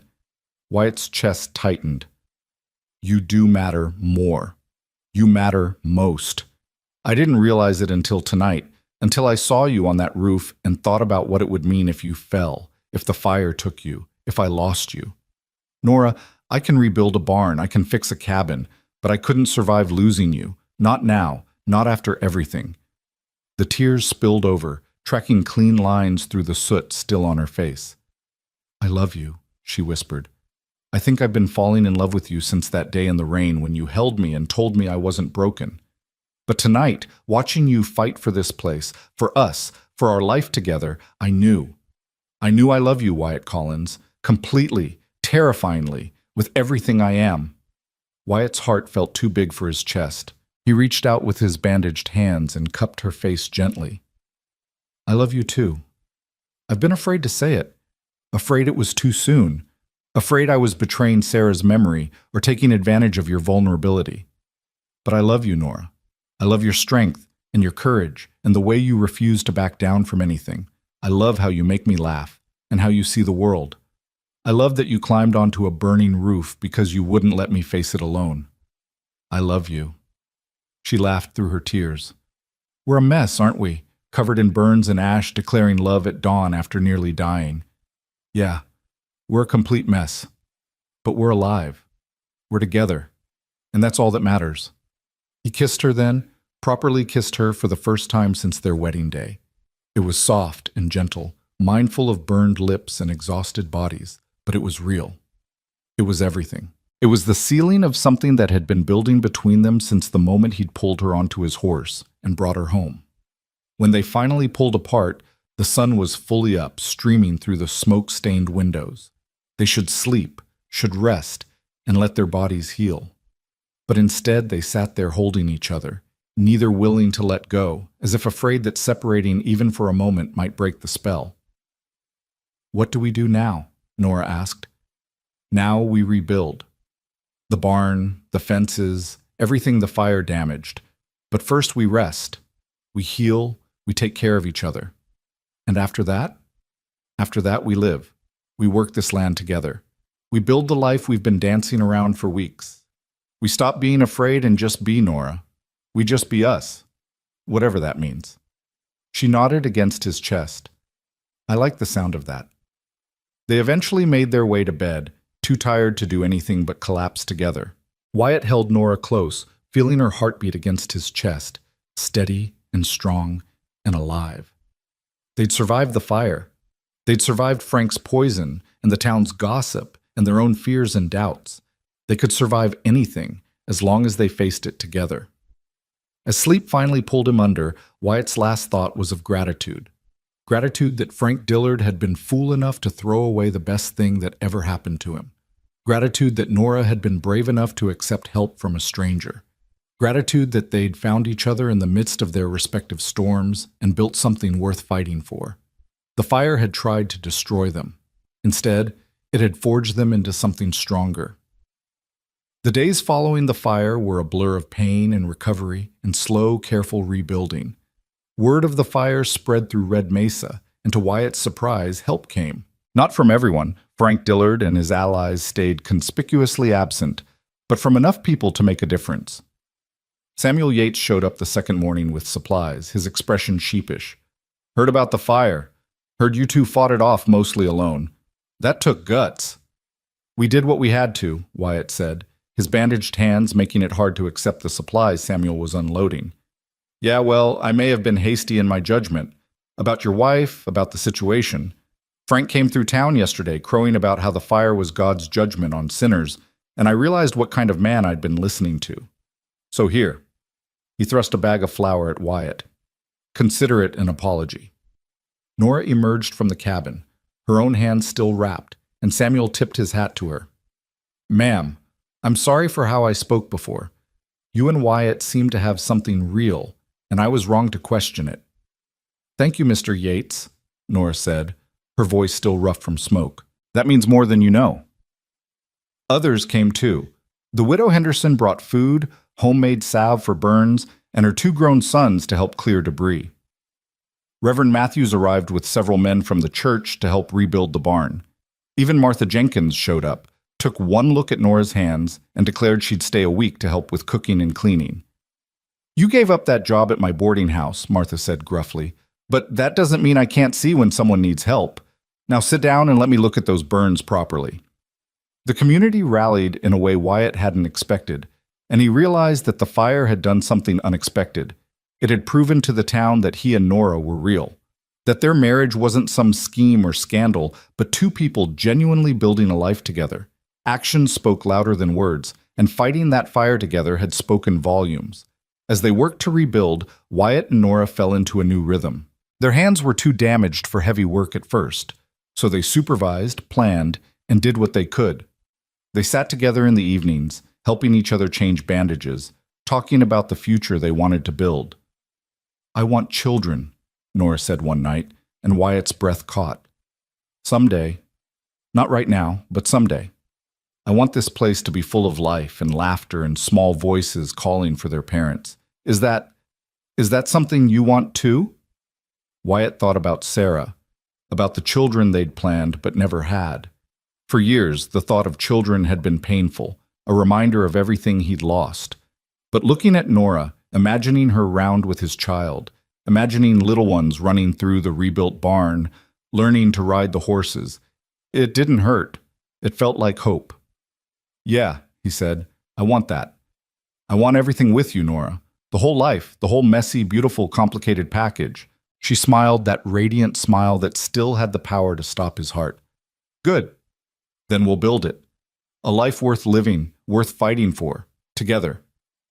The barn took shape slowly but surely. It would be different from the old one, larger, with better ventilation, built to withstand whatever nature threw at it. As Wyatt watched the frame go up, with help from neighbors who'd become friends, he realized something profound. The fire hadn't destroyed his life. It had cleared away the last remnants of his old life, the life he'd been clinging to out of fear and habit. It had made space for something new to grow, something better. He'd been living in the past for 8 years, honoring Sarah's memory by refusing to fully embrace the present. But Nora had changed that. The fire had changed that. He was ready now. Ready to let go of guilt and fear. Ready to love completely, without reservation. Ready to build a future instead of dwelling in the past. 3 weeks after the fire, Wyatt woke to find Nora already up, sitting by the window with her hands, finally healed enough to work without bandages, occupied with sewing. She was making something small, delicate, and when he asked what it was, she blushed. "Just thinking ahead," she said, "to the future we talked about." He crossed the room and looked at what she was sewing. Baby clothes. Small, carefully stitched garments for a child that didn't exist yet, might not exist for years. But she was preparing for it anyway, believing in a future that was still just a dream. Wyatt felt something crack open in his chest, the very last piece of the wall he'd built around his heart crumbling to dust. He took the tiny garment from her hands and held it carefully, marveling at the hope it represented. "I love you," he said, and the words came easier now, natural as breathing. "I love you so damn much, Nora Collins." She stood and wrapped her arms around him, and they stood there in the morning light, holding each other, holding on to dreams, holding on to the future they were building together. One small, brave step at a time. That afternoon, they rode into town together. Not for supplies or business, but just because they wanted to. They walked down the main street hand in hand, and if people stared, neither of them cared. They were done hiding, done apologizing for their happiness, done letting other people's opinions dictate their lives. At the general store, they ran into Frank Dillard. He was leaner than Wyatt remembered, his face harder. When he saw them together, Nora's hand in Wyatt's, matching gold bands glinting in the sun, something ugly twisted his features. "Well," Frank said, "if it ain't the happy couple. Heard you had some trouble with a fire." "We managed," Wyatt said evenly. "Managed, right. Heard you nearly burned to death trying to save a worthless barn. All for what? For her?" He jerked his chin at Nora. "Was it worth it, Collins? Was she worth nearly dying for?" Wyatt felt Nora tense beside him, felt her start to pull away, to make herself smaller. But he held onto her hand and pulled her closer instead. "Every second," he said, looking Frank dead in the eye. "Every burn, every moment of fear, every risk, worth it. Because she's worth everything, Frank, and the fact that you couldn't see that just proves you never deserved her in the first place." Frank's face flushed dark red. "You think you're better than me? You think—" "I don't think about you at all," Wyatt interrupted. "You're yesterday's news, Frank, a mistake Nora dodged, a blessing in disguise, if you want to get poetic about it. If you hadn't been enough of a coward to reject her, I never would have met her. So in a way, I should thank you. Your loss was the best thing that ever happened to me." The people had stopped to watch the confrontation, a circle of curious faces forming around them.